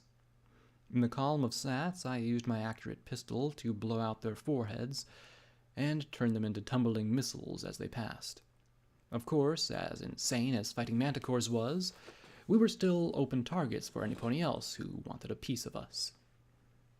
Then a steel ranger darted out from the storefront and pointed her missile launcher at us. I brought out Taurus's rifle, but as fast as it was, I didn't think I'd get it up before she shot a missile off. I opened my mouth to yell to take cover with a glittering steel-armored pony dropping down upon the ranger. She wrapped her hooves around in a hug and that bent steel and crowed, "Pony in a can! Good thing I have a can opener!" She grabbed the familiar chainsaw knife in her mouth and bit on the grip. The blade whirled as she jammed it into the neck of the ranger. The power-armored pony struggled, but the Reaper just crushed down even more as the blade chewed up the side of the armor. Suddenly, red began to splurt out through the jagged tear in the metal, as the pony within the metal shell screamed and then fell silent. Then, Rampage tossed the ranger aside. Her armor showed hundreds of dents from minigun rounds, and her hoof claws were blackened by fire. Blood smeared her helmet's blade and the jagged spine of her armor. "Hey, Blackjack!" She grinned widely as she trotted towards us. "This is wild, huh?" A manicore slept in, and she leapt up to meet it, using her weight to flip it over in midair. The manticore crashed to earth before us, and she finished the flip and rammed her armor's hoof-long spikes through its sternum. "Don't think I've ever had this much fun." I just grinned like an idiot as I trot towards her while she was pulling herself off the carcass. "Rampage, Then she was on top of me, smashing me down and pressing her hoof claws to my throat.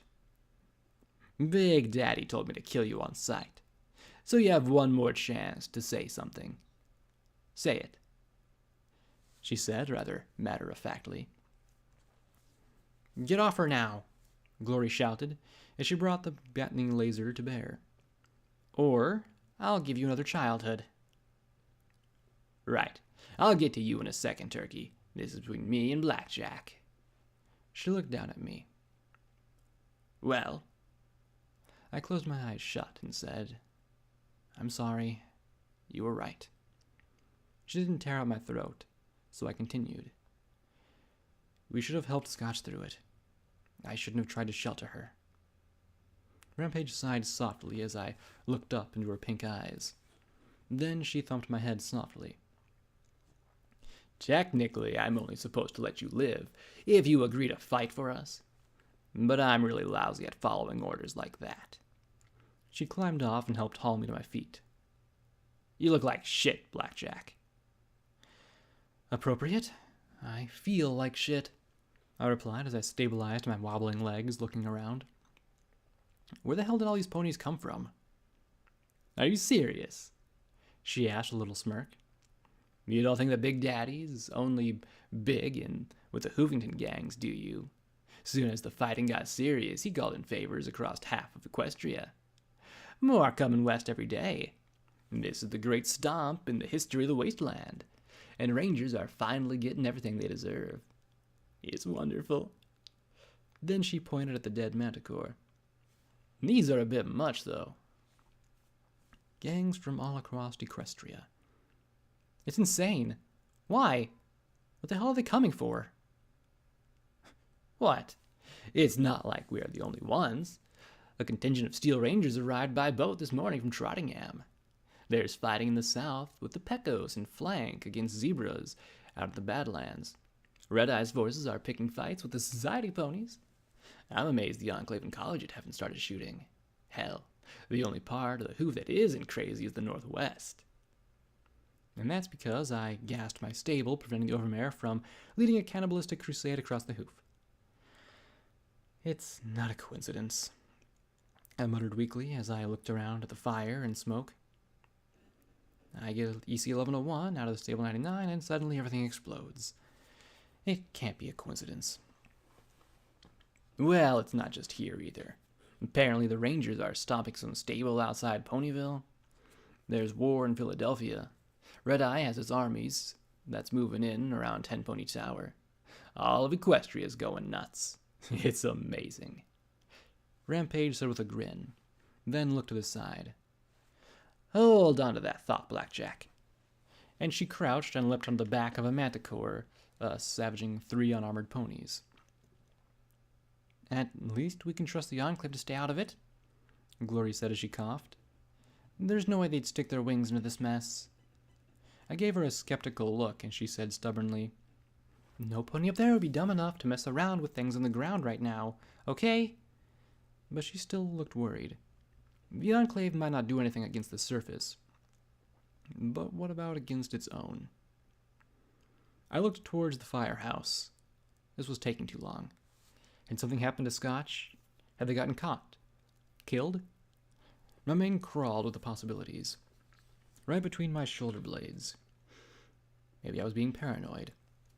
Maybe I'd finally cracked. But I flopped over to the side. For a second, I felt like a complete idiot. And then, the monster pony swooped by over me. The mare's scorpion tail glanced off my barding as she flapped her bat wings wildly. Then she dug her claws into the asphalt as she slid to face me. How'd you hear me coming? She asked, her tail stabbing at the torn-up street, her blue eyes glaring at me as she bared her fangs. Oh well, at least I can finish this. I held myself to my feet. Yeah. Let's end this, Jetstream, I said, as I looked at the tawny combination of pony and manticore, not taking my eyes off her for 4 more manticores landing around us. Then she blinked, her blue eyes in confusion. Jetstream? Suddenly she burst out laughing. I'm not Jetstream. I blinked. Well, aren't you? Had Sanguine altered her memory? Had the fusion megaspell robbed her of her identity? She looked at me with a smirk. What the hell are you talking about, security? My name's not Jetstream. You couldn't pay me enough to be that stuck up. Before my change, my name was Brass. Brass? That mare who fucked with Doof? I stared at her. Then how'd you become this? She gestured to herself with a hoof claw. Oh, I jumped at this the first chance I got. A leg up on the food chain, wings, and command over these dumb critters. What was there not to love? True, they stuck me in stasis when the file was locked down, but I got to admit, I like the wasteland a lot more. I looked at her and then pointed a hoof. So, you were a soldier, volunteered to become this, and couldn't be happier. That's right, she said with a chuckle, snapping her tail. No angsty backstory, no regrets. You're perfectly happy being a monster? I said as I smiled. She scowled at me, her claws scraping the broken-up pavement. Absolutely. Then she growled as I burst out laughing. What's so funny? Glory and Lacuna looked at me in concern. Understandable, given that I'd been running around screaming like a maniac just a few minutes ago. I sat hard on my haunches and looked at the sky, extending my legs as if a thank you for the goddesses themselves. Finally! I finally have an enemy to fight that I don't have to feel sorry for, I said, tears running down my cheeks as I loaded the magazine full of hollow point rounds into Vigilance. Do you have any idea how many times I've had to fight a monster pony, only to guilt and whine and angst about it afterwards? But you're a complete monster, Brass, I said, as I slashed the sword in front of me. Do you eat foals? Tell me you eat foals and rape helpless little ponies. That'd be icing on the cake, too. I laughed in mad glee, doing a shuffling little dance with my taped-up legs. Woo woo, no regrets. No, sir, no regrets, not for me. Woohoo! I sang as I danced around in a little strutting trot. She roared and charged, but then, just as suddenly, danced back on her claws as my sword sang in a slash before her. Back and forth the blade slashed, inches from her face as I charged at her. No angst, no moral dilemmas, no wondering if I did something wrong. Hold still! I shouted in glee as I raged vigilance, and slipped into sats and queued up 4 shots. It was a testament to her speed that she was able to raise her clawed hooves to shield her face as the bullets blasted big holes out of her hide. You're insane, she shouted. Fury, damn it, kill her! From my blind side, a mare said in a bored tone, You're such an idiot, Brass. And I turned to see a mare on fire? No, it was an earth pony with a mane and a coloration that resembled crackling flames. And don't use that stupid code name on me. Honestly, what are you? A filly reading comics? Just shut up and kill her! And where the hell is Precious? The Manticore pony yelled as 2 of her beasts came to shield her from my gunfire. Who cares? The orange and red mare drawled. Get clear. Now that's never a good thing to hear. I brought the gun around and pointed it at her head. Get back! She didn't. Get the fuck back! I did not like how casually she strolled towards me, or the tawny manticore monster, how it was moving away. Yeah, add a few more explosives. See if that works for you, she said as she started tossing bits of junk and garbage onto her back. So, Sanguine wants it back. In fact, he wants it so bad that he started cutting power to our stasis pods for more help. So you can just come with us and give it up, or we can take it. Or you tell him no dice, I replied, as I backed away from this weird mare, trying to figure out her thing. What was she fused with? Given how the other was moving away, I gestured for Lacuna and Glory to move away too. Neither looked particularly happy about it, especially given that they each had a manticore snapping at them. Beam gun bursts and magic arrows kept the monsters back, though, as the mare kept on picking up pieces of junk. Look, Deus wouldn't have even been after it if Sanguine hadn't had his hooves in the fire. And Sanguine wouldn't have been after it if something didn't have his hooves in the fire. So just give it up, she said as she looked at me dully. You know what? Fuck it, she said. The flame mare closed her eyes and she started to glow. And she exploded. You know, I was rather sure that I had completely surpassed my quota of explosions for today. And it wasn't even noon. The junk she'd tossed on herself became deadly shrapnel that whizzed past me and slid across the ground and came to a halt against a dead ranger. Then the pile of ashes glowed and then reformed into a flame-colored mare. Ow, she muttered with a hiss of pain, looking at me, and started trotting towards me again with an annoyed look. Wow, most ponies don't need to see this a second time, she said as she started to glow once more. Rampage darted in front of me as the mare flashed and exploded again. The flames washed over her armor and cooked her striped hide as she shielded me from the blast. Toasty, Rampage yelled, the blackened flesh already beginning to heal. I got this one, Blackjack. Rampage, are you back with us? I asked and saw her pink eyes hesitate. Is Scotch okay? She asked, biting her lip. I don't know, I admitted, looking towards the firehouse. What was taking them so long? I could see the tag in the blue bars. Let me know when you do, she said as she turned towards the regenerating red and orange mare. Okay, Sparkly, let's see it again. And she charged the startled-looking mare, who glowed as Rampage bulldozed her off to the north. Then the mare exploded again, and I heard Rampage laugh in glee. Okay, this is getting surreal, I muttered, then grinned at the manticore pony as I struggled to my hooves, tottered, and fell flat on my face. Well, I wouldn't let that stop me. "Oh, brass," I sang as I lifted the glowing sword.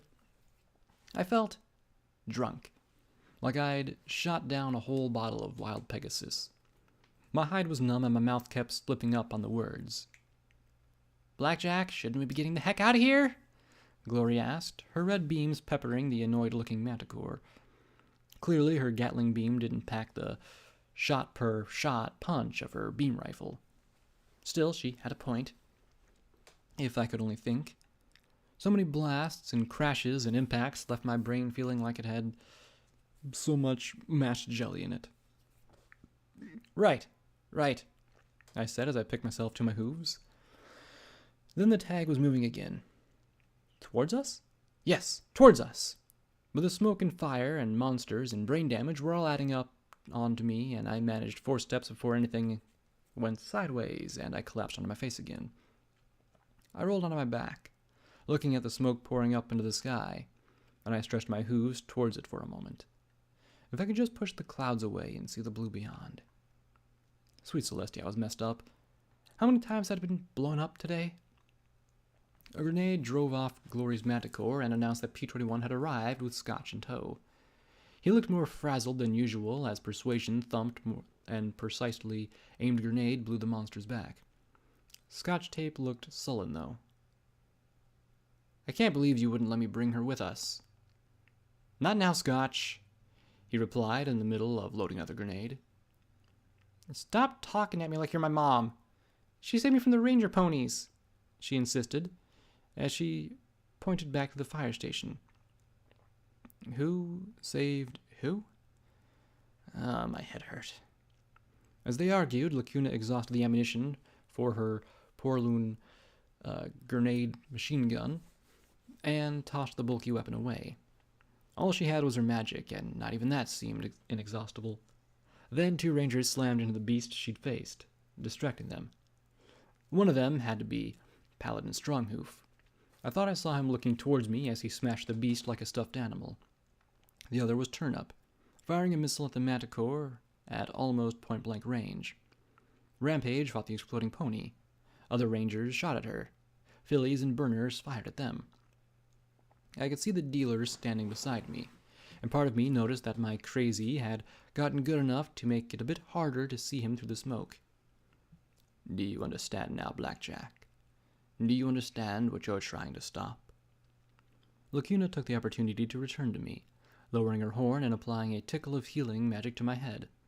My pipbuck labeled it as crippled. That explained a lot. "Yeah, but I got to do something to stop it. All we needed now was the Enclave to sweep in, and I'd wave the white flag. It couldn't get any worse than this." And then the roar sounded. It was close, deep, grinding, and loud enough that every pony around stopped fighting and looked about. And then it sounded, sending a shiver along my mane. "We need to go," I said as I struggled to my hooves. That seemed to be a growing consensus as every pony started to back away from the burning fire station. For a few seconds there were only the sounds of crackling flames and the more distant fighters. Then a rumbling crash grew louder and louder as the roar became a growing scream from the northeast. The firehouse exploded. No, not from a bomb or the like. Instead, the flaming structure was pushed completely over by a massive monster of metal, half crawling over and half bursting through the structure. I'd seen the machine like this before, half rusted and buried in a landslide. But this one wasn't rusted. It was operational, mobile, and much, much bigger.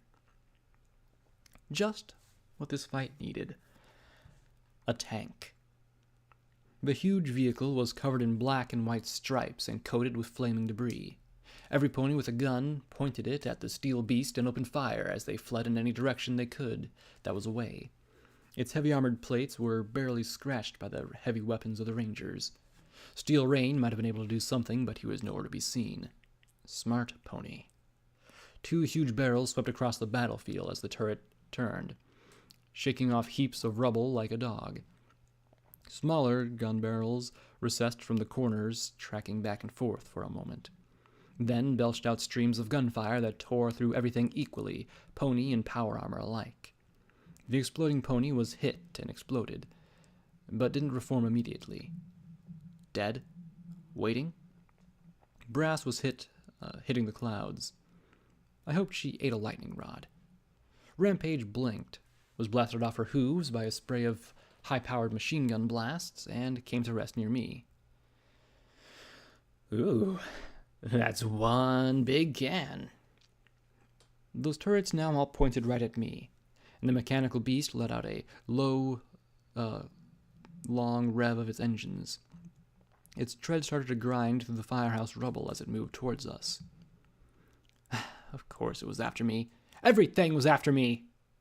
I was wondering where the Zebra infantry was. Then I looked at P-21 staring with his jaw dropped. I looked at his bare back and glanced at the rubble. Well, it'd be a shame to waste it. I reached out with my magic. I flicked up the guard and pushed the red button. You know, this was turning into a regular thing with me today. The bomb buried in the remains of the firehouse ripped up directly underneath the rear corner of the tank. Its left tread flew apart as the entire back end of the vehicle crumpled.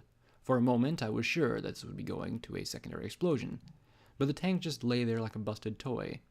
Bricks and dust and flaming bits cascaded down upon us as we huddled on the ground. I slowly rose to my hooves and took a few steps towards the war machine. Then I looked back over my shoulder at my friends and grinned.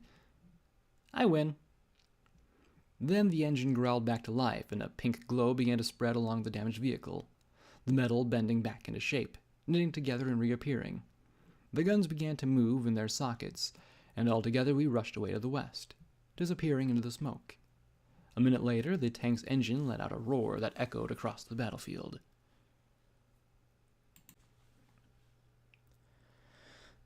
We didn't stop running for almost 10 minutes.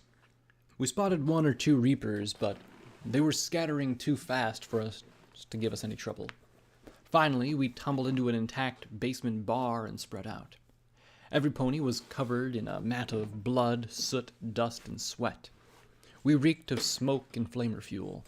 My brand new shotgun was in dire need of a new barrel, and Glory's beam gun barely had enough charge to function as a flashlight. But me? I couldn't be happier. We were alive. No pony was missing body parts. Well, no pony except me, but still, I hadn't lost any more. And we were all together again. Lacuna had used her magic to recharge our remaining potions before we drank them. I was still far from top-notch. Now that the shock had worn off, I was one throbbing nerve, head to hoof. P-21 and I both took a Med-X. Scotch had gotten over her shock at the tank and was now telling Rampage about an odd filly she met in the firehouse who had saved her from Steel Rain's Rangers. Glory tried to repair my braces with something much more effective than duct tape. Hard to know how she'd managed that. Me? I just smiled and drank a room-temperature Buckweiser as I looked at my 5 friends. You look happy, P-21 said as he sat opposite me. He'd taken 1 drink of the tepid beer and grimaced. Wuss. But that's why I loved him. He still looked mixed about Rampage rejoining us. Glory remained cool now that things had calmed down. There was no doubt we needed her, but I'd take a while before Glory forgave her for leaving us back at the collegiate. Well, I feel happy. I look like shit, I replied as I looked at the dusty pool table. There were bones around it. Well, that was a downer. I wondered who'd been playing when the bombs fell, who'd been winning. Had they been having fun getting one last game in before the air sirens wailed? There had once been pictures all over the walls, but most had fallen to the floor and were ruined by mud or moisture. From the few that remained, it looked as if this had been a hangout for the soldier bucks at the naval base. Most of them had smiled at the camera, or grinning like idiots, or raising bottles of beer in salute. I lifted my bottle to the pictures that remained. Having had a taste of war, though I admitted it had been a small taste, I knew they deserved all the respect I could muster, especially when I knew one of these ponies. Twist and a zebra sat at the bar in one grainy photo, and I carefully levitated the frame off the wall. There was a news article taped inside the frame. Barroom Brawl Becomes Battlefield by Ace Buckley. Chaos reigned yesterday night in progress at Billiards Pool Hall as a group of sailors from Ironmere Naval Base encountered several soldiers from the Merrimere Air Station. Sergeant Twist, formerly of the now infamous Macintosh's Marauders, was sharing a drink with Shuja, one of the elusive predator zebras, still fighting on behalf of Equestria, when the sailors arrived and took umbrage with the presence of the red zebra. Sergeant Twist told the sailors what they could do with their anchors in quite a quote that we cannot reprint, and the fight was on. When sailors from the air station learned that the sergeant was in trouble, they immediately rushed to her assistance. All told, almost 200 off-duty soldiers rushed to the scene to assist their side. Though there were no casualties, Colonel Cupcake at Merrimere said that there would be severe punishment incoming. Some observers, however, have expressed concerns that the former Marauder enjoys special privileges due to the attack on her last year. The question has also been raised of whether the sergeant's open intimate relationship with Shuja has conflicted any loyalties. Few zebras remain in the Hoofington region, and most of those who do are inmates of the Yellow River internment camp. Billiards, owner of the establishment in question, has said that any pony wishing to fight on behalf of the Princess of Equestria was welcome, striped or not. He assures his clientele that his bar would be reopening in just a few weeks. I looked at the pair in the photograph, holding hooves and resting their heads against each other. It could have been Glory and me in that photograph. Looking at Twist, I glanced over. There were some differences. They had different grins, different eyes, then there were the stripes, and the zebra simply looked exotic with that not-quite-a-pony look they had. I turned it over, and there was a little note, Twist plus Shuja, with a heart drawn around the words. Should I tell her about it? Would she freak out? I didn't want to shoot her in the head again, especially not with Scotch tape watching. Not remembering sucks. Shit. Rampage, I called out. She looked over from Scotch.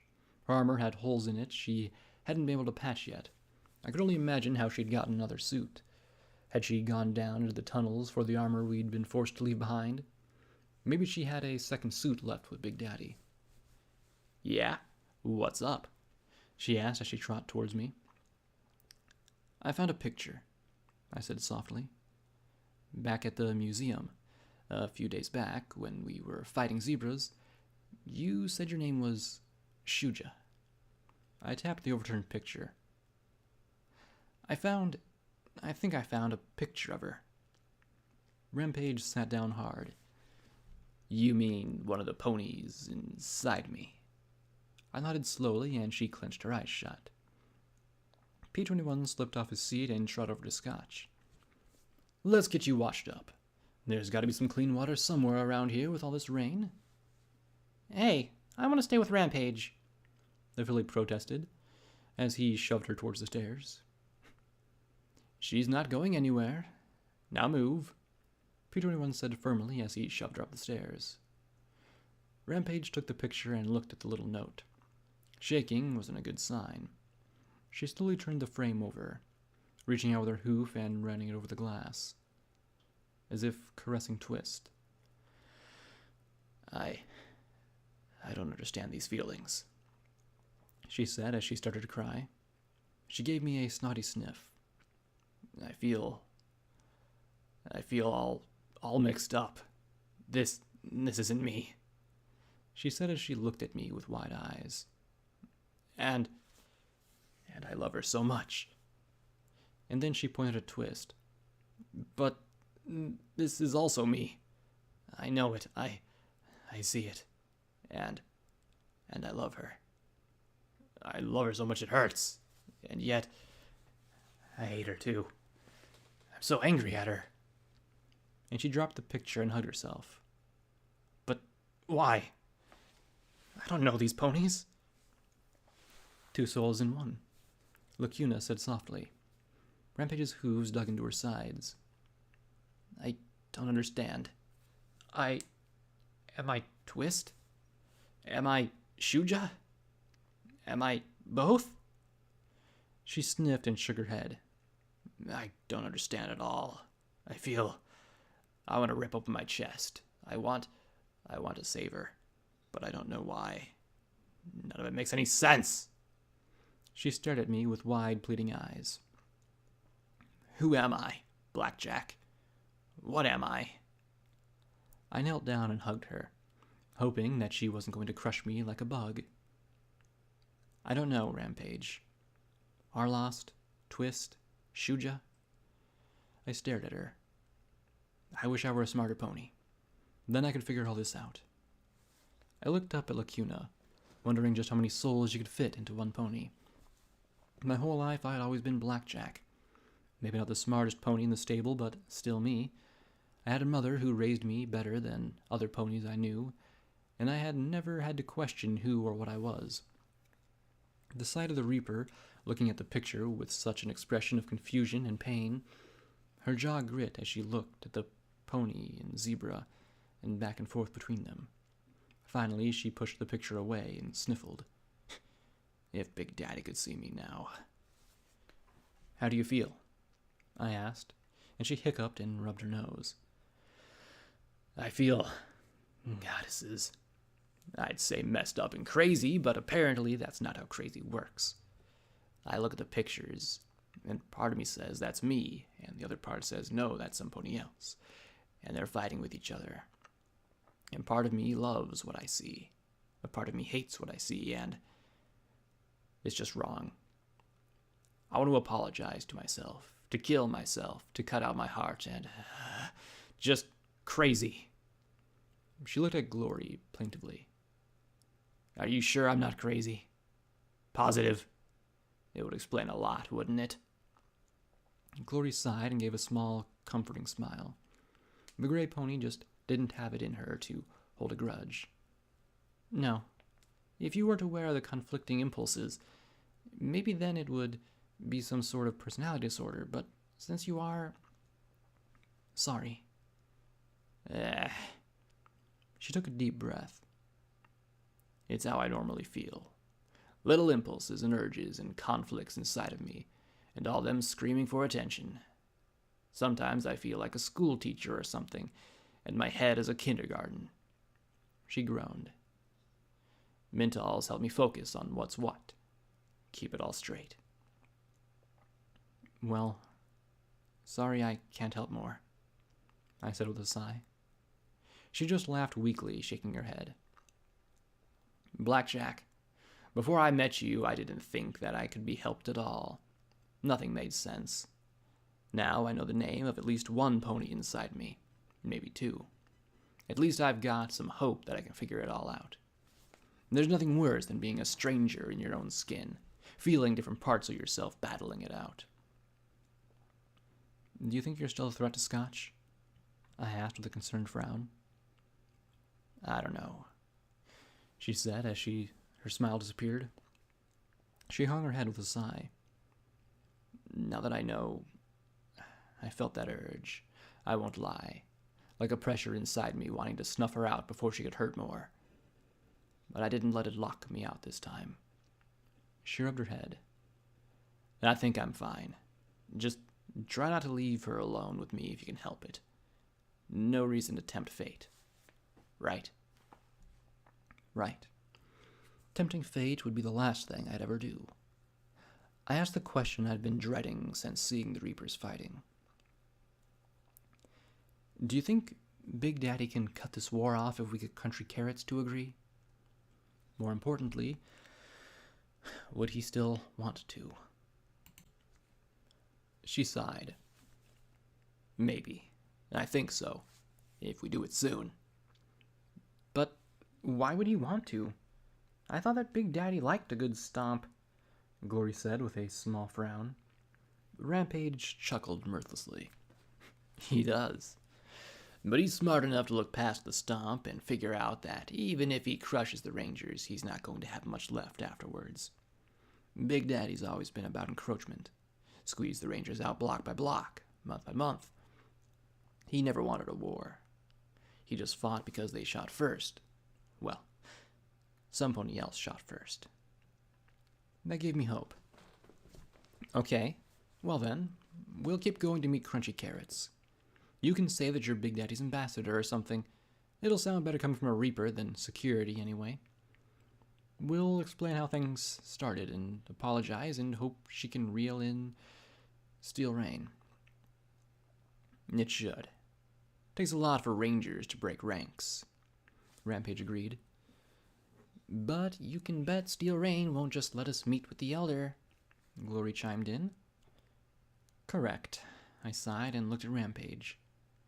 Do you know the naval base at all? You've been all over the hoof. She nodded and walked to the bar, digging around a bit before coming back with a piece of scrap paper and pencil. She drew a rectangle and pointed a hoof at it. This is the naval base itself. Mostly a bunch of reinforced warehouses. Whole place was lousy with radiation for years, but I guess enough of it washed out and wore off that the Rangers moved in. West of there's a whole bunch of docks. That area is one massive rusty tangle. East of the main area, there's a big factory building. That's where they used to make ships and stuff. She drew a scribbled mess on the left side of the rectangle and a smaller square on the right. South of it's Ironmare Town, mostly ruins. There used to be squatters, but the Rangers stomped them a few years back. Still, that area is probably thick with Ranger patrols. She drew a great big capital backwards F above the central rectangle. This is the breakwater and pier. Not sure how much cover and stuff there is. Then she drew a lozenge shape at the bottom of the lower arm of the F. And this is the Celestia. The Steel Rangers have made it their fortress in Hoovington. It's the big reason the Reapers haven't tried an attack before. No pony knows if the big guns work. No pony wants to find out what it'll take, if they do work, to get Crunchy Carrots to use up any ammunition for them. Finally, underneath the square, she drew a circle. This used to be the headquarters of the base. Big old building. Guess it's used to be a bunch of offices. But she drew another circle, this one made of a dotted line, to the right of the headquarters. This is the Ironmare crater. The bomb missed the base outright. But you know what they say. It's only time close matters is horseshoes, grenades, and balefire bombs. They really say that? Gloria asked with a confused frown. Spoken like a pony who's never gotten a ringer. Rampage chuckled. Balefire bombs ring? I waved my hoof. Okay, so if we can get through the headquarters building, then through the factory, we should be able to find some pony to set up a meeting. Maybe Stronghoof if he survived. And it'd be hard for me to think of any pony who could kill that stallion. I smell a whole lot of make it up as we go coming off this plan, Glory said with a resigned sigh. Of course. Otherwise it wouldn't be fun, I said with a smile. I looked at Rampage, who was looking at the newspaper clipping. You want me to hold on to that for you? She jumped, looking back at me, and then nodded once. I carefully removed the picture from the frame and slid it into my saddlebags. I'd keep it safe. It was one of the few things I could do for her. We all took a few minutes to rinse off the grime and grit from the battle. Already I was missing the last time I had a wondrous hot water cascading over me with a mare scrubbing my flanks. An unoccupied bathtub would be wonderful too. I never appreciated how a hot shower was the hallmark of civilization. It seemed so simple, but right now I could go for a week-long soak. Which would give me a few more weeks to get stuff done before I died. Tick, tock, tick. As we set off, I imagined the taint battling with my cells, slowly advancing and encroaching on health tissue. building up bases and fortifying tumors, staging raids and assaulting my intact organs till it completely controlled the territory of my body. I could swear I felt little explosions inside when I moved wrong, twinges of gunfire, a general burning in my rear leg like flamers at work. Every now and then I imagined a bomb inside me going off that would make me pause and gasp. Well, you were the one running way round, but I couldn't run. I was so scared. All those mean ranger ponies were laughing about how they just cut off my pit buck and figured out how to disarm this big old bomb. And then this purple and green filly walked in, and they seemed to think she was one of my friends or something and went to grab her. Well, she opened up her mouth wide, and she bit his leg off.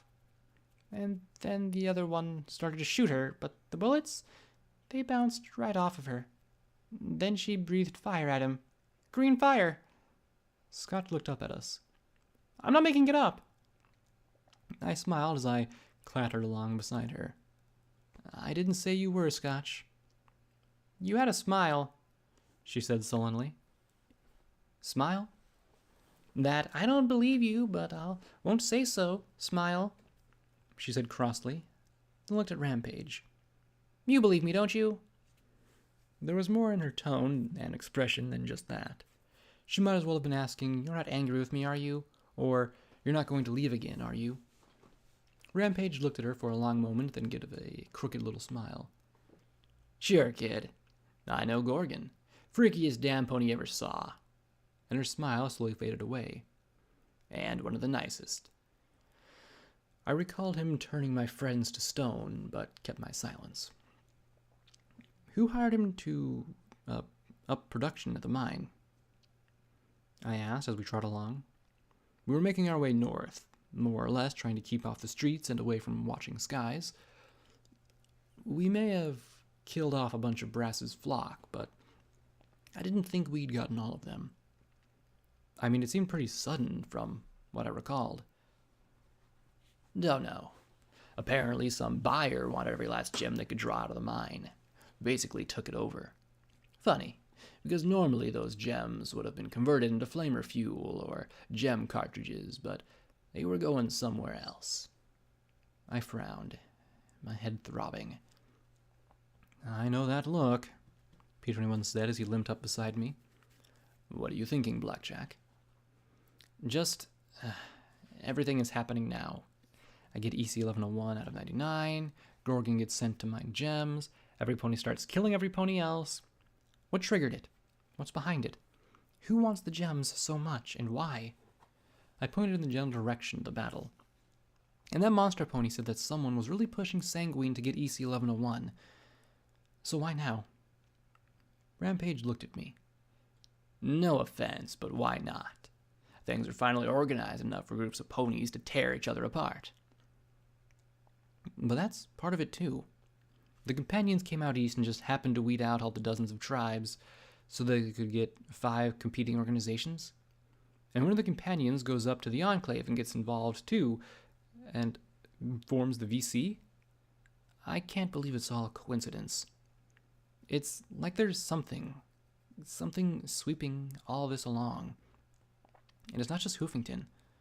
Why does the Stable Dweller stake everything up till now? Why has Red Eye come to power in Philadelphia now?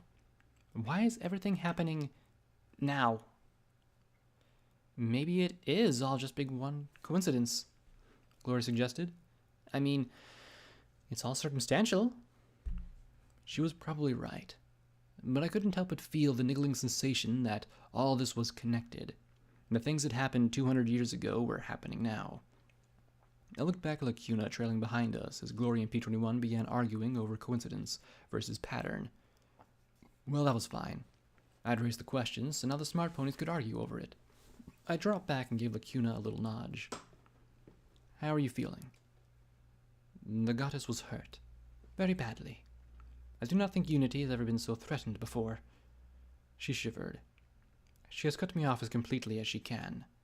I have been forsaken. I can hear the others, but next time I am threatened, she will let me die. She will not endanger everything just for me. I'm sorry, I said with a sigh. I guess you and the goddess would have been better off if you never met me. Why do you say that? Lacuna said with a ghost of a smile. You are, in many ways, the most fascinating pony the goddess has ever encountered. Tenacity, foolishness, brave and cowardly, painfully devoted to those in need. Had ponies like you lived 2 centuries ago, perhaps things may have been different. At the very least, you have inspired the goddess to a radical plan. Radical? Yes. The goddess knows a dire enemy is coming to us. We will treat with her. Seek to use her rather than destroy her outright. Allow her to achieve mutual goals in the hopes that our great biological problem can be addressed. That sounds dangerous. What if she betrays you? That is a great concern. But as you have pointed out, 2 centuries of wasteland has accomplished little. 2 centuries of Watcher and the Enclave haven't accomplished much either, I thought.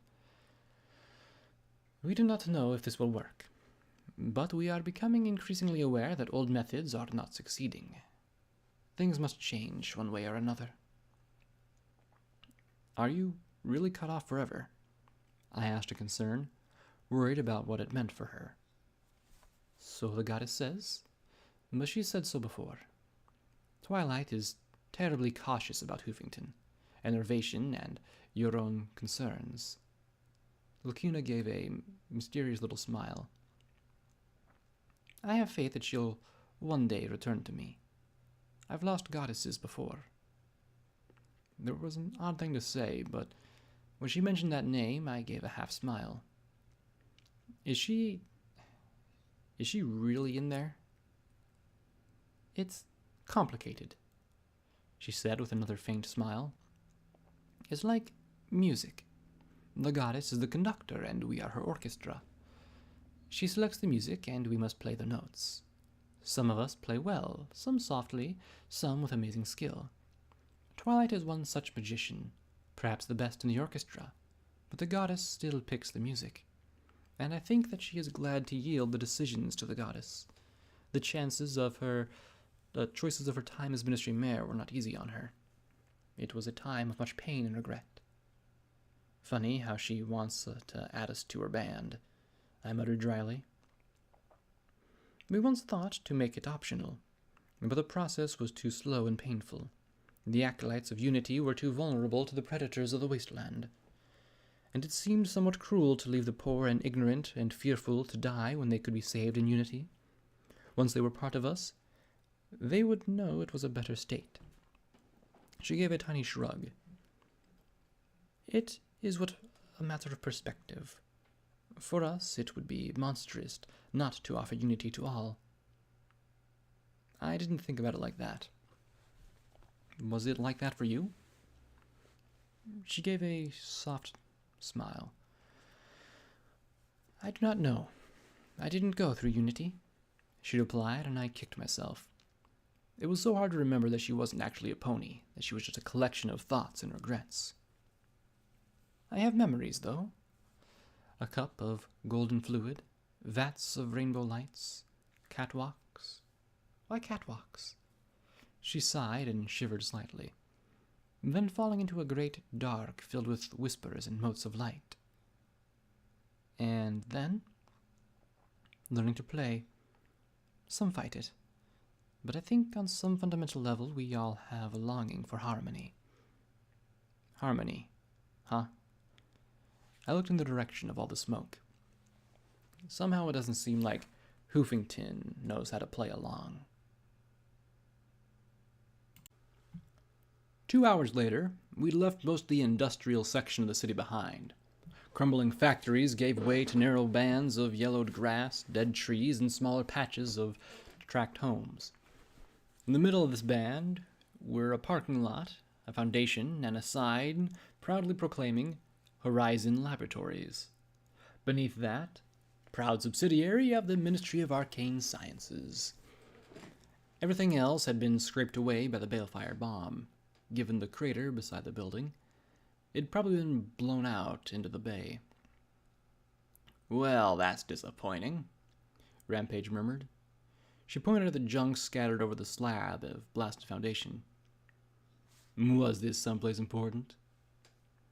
It might have been a place with some answers, I grumbled.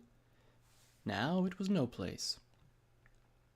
If you don't mind, I think I'll take the opportunity to replenish myself, Lacuna said as she looked yearningly at the red radiation emanating from the bowl-shaped depression. Have fun. Keep an eye open for rangers, reapers, manticores. I sighed and hung my head. You know what, just keep an eye out for anything that isn't us. With a flutter of her wings, she trot happily towards the wan glow of the crater. I walked across the slab, finding an elevator shaft completely choked with rubble. There were a few smashed and rusted bits of office equipment. Most of the concrete was burned to a crisp and still gave slow clicks of my radiation meter. We met back in the parking lot. So, nothing here then? Rampage asked as she drummed her hooves on the rusted husks. It looked exactly that way. A small parking lot of wagons. A big empty slab. Wait. Small? Big. Slowly, I turned around and faced away from the building. Nothing that way either. A few smashed homes, a gutted recharging station, a few ponies must have worked here, and to do that they must have had some way to get here. There. A subway. Slowly, I trot towards it. A blue sign was pitted with rust and large, illegible, but my Pip-Buck navigation icon told me what it said. Horizon Station. Bingo. I balked with a little smile. Scotch Tape balked. You want to go down there? She said as she looked at the rusty doors that hung half open at the bottom of the stairs. Just a little way, I said as I looked at her. You don't have to go if you don't want to. I glanced at Rampage, but she shook her head slowly. P-21 can. I'll go with you. You might come across a terminal or a lock, he said flatly. Damn it. I'll stay with her, Glory volunteered, as if there was somebody else willing. Who knows? It could be fun. Yippee! Scotch murmured as she walked away from the subway stairs. Babysit by the world's most boring pony. I'm not the world's most boring pony. We can braid manes, swap stories, pillow, fight. She chewed on a hoof for a moment and then looked at me. I'm not really the most boring pony, am I? I looked at her and thought that outright description was called for. Absolutely not. That brightened her up. Come on, Scotch. I'll show you the principles of beam rifle technology, she said as the two headed back towards the center of the parking lot. Someday you're going to have to tell her what happened, Rampage said from the doorway of the subway station. She's fine. She's dealing with it, P-21 muttered. Last thing she needs to do is go remembering anything else. But why is she remembering it at all? I asked, as I looked at the two rusty escalators dropping into the earth. I took that for a good sign and slowly started down with vigilance and soared out. Memory spells remove memory, Rampage said from behind me in a slightly off voice. I glanced back. Her walk was less stocky, more normal. Another pony inside her. However, mental trauma is rarely so black and white as a good memory, bad memory. Stripping away an unpleasant memory may prevent the mind from actively recalling the event, but it doesn't necessarily remove the countless subconscious reactions to the trauma itself. If a pony falls into a river, the memory of the fall and nearly drowning can be extracting, but the anxiety around water and the phobia of drowning will remain. True, memory therapy takes years of work to adjust those subconscious patterns. I looked past her at P-21, seeing his eyes wide in surprise. Rampage muttered softly. What a dreadful station. Yeah. Some pony should call maintenance. Doctor, I guessed. The emergency lighting still flickered and danced as we followed the escalator lower and lower into the earth. Octopus, she replied with a crooked smile. Really? Yes, really. I was quite grabby with my magic as a colt. I hadn't hesitated as we continued down lower into the earth. I quite like my name, actually. It's one few ponies forget. After a while, all the hoof this and wig that blur together, don't you think? I saw the red marks on my EFS below and lowered my voice. Right. And what do you do for a living, Doctor? I asked, trying to divide my attention. Senior psychiatrist at the Fluttershy Medical Center, she said, and then frowned. At least, I was, I think. Has something happened? I feel dreadfully out of sorts. Not crazy, but not entirely here and aware of what's going on. Nothing major? I said softly, wondering how a pony like this ended up in Rampage. What was the last thing you recall clearly, Doctor? She curled her lip as she stepped over several bodies, not seeming to recognize them completely. I believe that I was attending a lecture on methods of psychological deconstruction and reconstruction in Manhattan. There was an accident, I think. A dreadful accident. She suddenly looked around. What's going on? This has to be some sort of hallucination. Please, Doctor, focus. You said an accident. Did it happen after Big Macintosh's death? She looked at me and her panic increased. Why are you asking an old buck about that horrible affair? There must be some sort of stress-induced break from reality. How long ago was it, Doctor? A year, I think, she said in a trembling voice. She reached up and touched her forehead, her pupils shrinking. Sweet Luna, protect me. Is this real? I looked helplessly at P21. He just gave a tiny shrug. Yes, I'm afraid you're not dreaming, Doctor. You're inside a mare named Rampage. I prayed she wasn't going to freak out, but though she seemed disturbed, she didn't become violent. Instead, she reached up to her eyes and then blinked. Ah, no glasses. My word. Well, I suppose that, unless I've gone completely off my nut, I may as well accept that what you have to say at face value, she murmured as she looked at the decaying station. Though it seems as though something has gone terribly wrong, she asked with a worried smile. It's been 200 years, and yes, something did go terribly wrong, P21 said quietly. You're a buck, Doctor. Well, I was, she said. And I was a unicorn. Really, how did this happen? I sighed. You tell us, Doctor. As I said, I have the foggiest idea. I was asleep, I think. It was dark, certainly, unpleasant. Then I recall some folks discussing memory manipulation. I was quite keen to join the conversation, but unfortunately I couldn't quite wake up. Then it happened again just now, and suddenly I was, well, in this odd state. I didn't feel myself at all. She replied as she looked at her hoof claws. My, how positively horrid. This future isn't at all what I anticipated. Did anything unusual happen to you?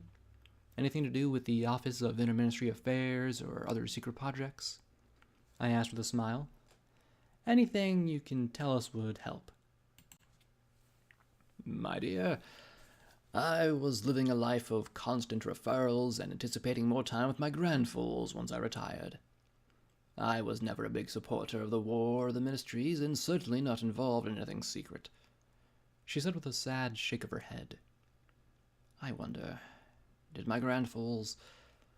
what became of them? She asked with a terribly sad look.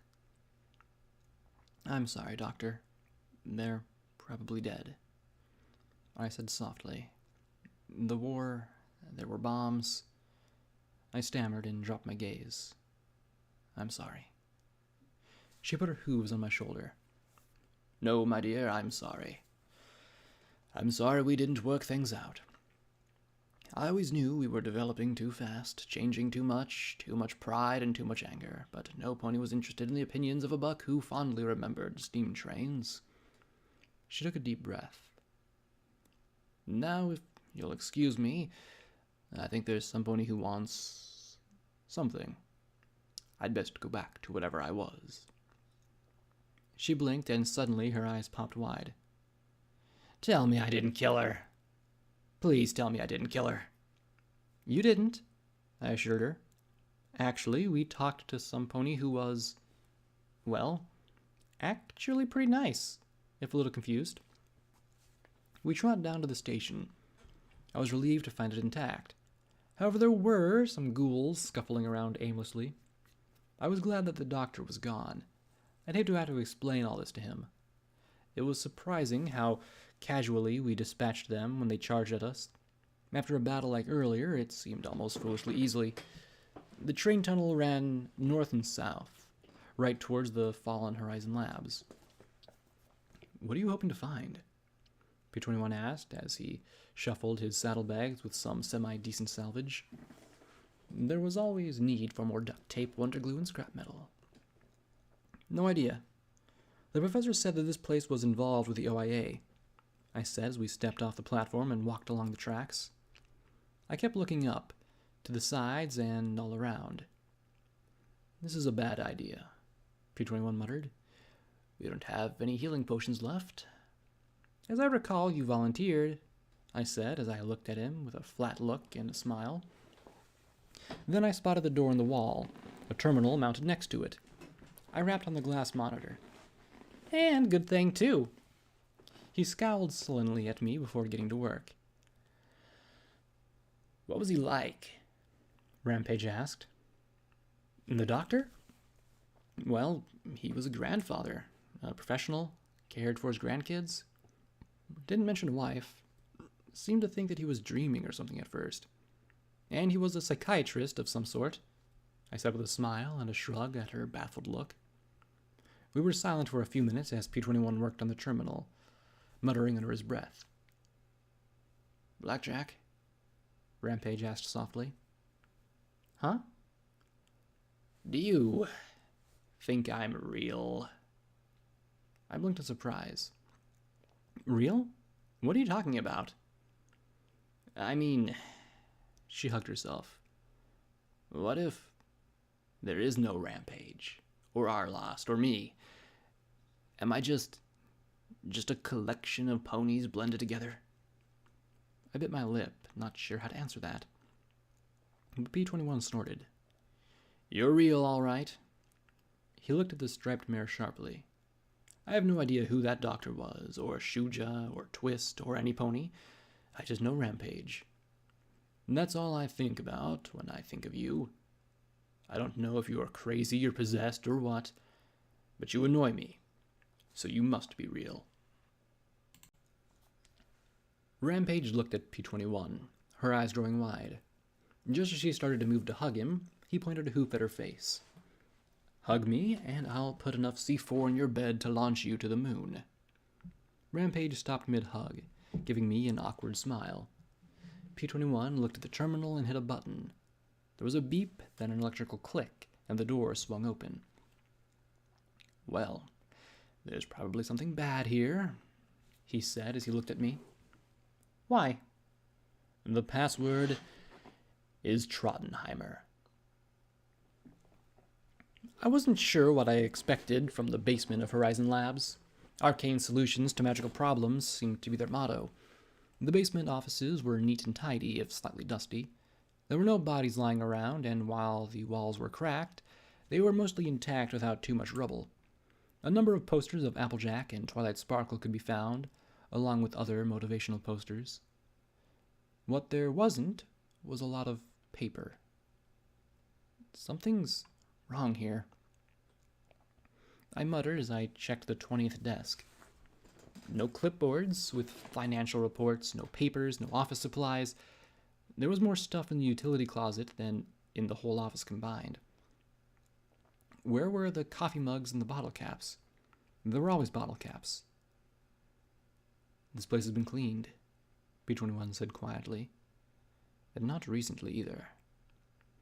No bullet holes, I said. So it wasn't like a raid at the museum. But we found the doors and pushed against them, a crate filled with strange yellow suits. Bright purple tape was stretched back and forth across the doors. The sign read, Biomagical Contamination Level 5, quarantined by order of the MAS, had been hung in the center. I looked at it and nodded my head to the door. What do you want to bet all the interesting things are through here? Of course, because I'm traveling with the only pony who wants to go inside a place marked Biomagical Contamination Quarantined, P21 muttered. Why are you bitching so much, P21? Rampage asked flatly as she cut through the strips. You could have stayed outside, with your daughter. Shut up, he growled as he rubbed his leg. I didn't ask for this. Any of this. So what? Rampage replied. I didn't ask to have a doctor, a zebra, and a foal killer in me. Glory didn't ask to lose a wing, Scotch didn't ask to lose her mother, and Blackjack didn't ask to die of cancer. But we're sucking it up and dealing with it the best we can. Rampage, I said, trying to head this off. Yeah? P21 said, ignoring me and glaring at her. Well, this is me dealing with it. No, this is you running away from it. Because you've got family right here in front of you, and you're terrified to actually have a relationship. Rampage said firmly. You know what? He rose to his hooves. I really don't need to hear this from a mare who ran away and left us to join her marauding friends. You deal with your shit your way. I'll deal with my shit in my own way. He started limping towards the exit. Wow, I muttered. Ah! Rampage snorted and smashed a table hard, denting the metal with her hoof. Yeah, I really needed to pick my timing better. You think? I arched my brow as I pushed through the door. Beyond, here was what I was used to. Walls blackened by fire, partially melted glass airlock. No bones yet, but there were orange drums marked biomagical waste. I gave them a wide berth as my rad sensor began to tick. I fished around in my saddlebags for some Radex and even drank a little Radaway for good measure. Looking back at Rampage, I smiled a little. The fire damage became more intense the deeper we went. The labs that held equipment and terminals. I didn't see much in the way of cages. Then I found my first body. Well, something like a body. It was a bright yellow suit with strange bubble-like helmet. I'd seen it in the dream I had. An environmental protection suit. It was empty, though. The faceplate shattered. I detached the recorder from its belt. Unfortunately, it had been damaged. Somehow. Beaten, battered, chewed on. It crackled as I tried to play it. Responders cleared out the above-ground personnel. Up to us to clean up the mess. Of all the fucking times for Twilight to go to a fucking party in Manhattan. Grade 5 contamination everywhere. No clue where the bodies went. Contacted the OIA director, but he's fucking worthless. Probably just tell me whatever they were working on was classified. Who knows what I'm dealing with down here. We moved on to the second set of reinforced airlock doors. These have been twisted and bent away. What do you think the odds are this place is unhealthy for me? I asked with a small smile. You, with your luck? Rampage answered with a soft snort. Yeah, I replied, looking ahead.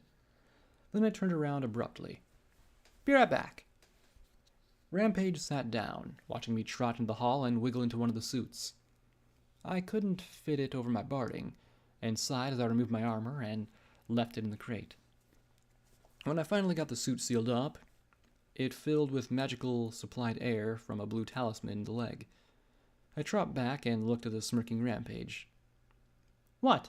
Some of us aren't immortal. She just smiled and shook her head. We went deeper and found the staircase that took us down a level. Real mess here. Don't know why these folks got their hooves on this stuff. All the material here looks legit. I'm not seeing anything contraband anywhere. First honest lab in Hoofington, I swear. I looked at the puddles of rainbow sludge and felt my pulse quicken. Celestia, what happened here? There shouldn't be this much... Fuck. I stepped around the glowing heaps of strange shimmering pools, and I was completely certain it wasn't water. The metal walls seemed melted, but the distortion was all wrong. It was like the metal had softened and deformed, but there wasn't much in the way of soot. No fucking bodies anywhere. About 50 researchers were supposed to be in here. What the fuck happened to them all? Buttercup? Pickets? Hey, where are you guys? I reached a lab with a flickering terminal and slowly stepped past. The rest of the terminals were deformed and twisted almost beyond recognition. The screen on this one was warped too, but I could make out a few words. Silver bullet in cryogenic lab? Cryogenics? Why would they need to freeze a fucking bullet? The recorder said through the buzz. And why couldn't they just call it a freezing lab instead of making up a fancy word? That was when I noticed the sign above the door in the room. Apparently it was the cryogenics lab. It didn't look frozen. Actually, it looked as if the entire lab had been made of wax and then heated, just enough to distort it, but not enough to completely melt it. Everything around me seemed fused into one solid surface. That's it. I'm getting the fuck out of here. Wait. Pickets? Is that... Stop fucking around! I turned slowly and saw the pony standing in a suit. A suit just like mine. I approached, step by step, cautiously. My hooves found the floor sticky. What is this stuff? Rampage asked as she looked at her own hooves. Blackjack, let's get out of here. This place is way too messed up for me. Just a second. The pony in the suit was leaning right up against the wall just inside the door. Slowly, I trot closer and closer, leaving Rampage to scrape goo from the floor off her hooves. The speaker crackled and sputtered as I looked into the lab, my eye drawn into the middle of a familiar object. The entire room had been liquefied. In the center was an object on a pedestal. It rose like an organic growth in the center of the room, holding the only solid object in sight. A deformed metal arm dangling above it like a skeletal appendage. I'd seen the object before. I had one sitting in my saddlebags right now. Lying on the pedestal was the split-open shell of a silver bullet. It had been mostly hollow, a thick silver casing around a softly glowing white stone core. A faint rainbow residue coated the interior. Slowly, I backed away as the recorder crackled. Pickets! Pickets! Fuck! Pickets! I turned to look at the pony. She wasn't leaning against the wall. She was part of the wall. And she was staring right at me. She opened her mouth and began to scream. And the rest of the lab joined her. Footnote. Level up.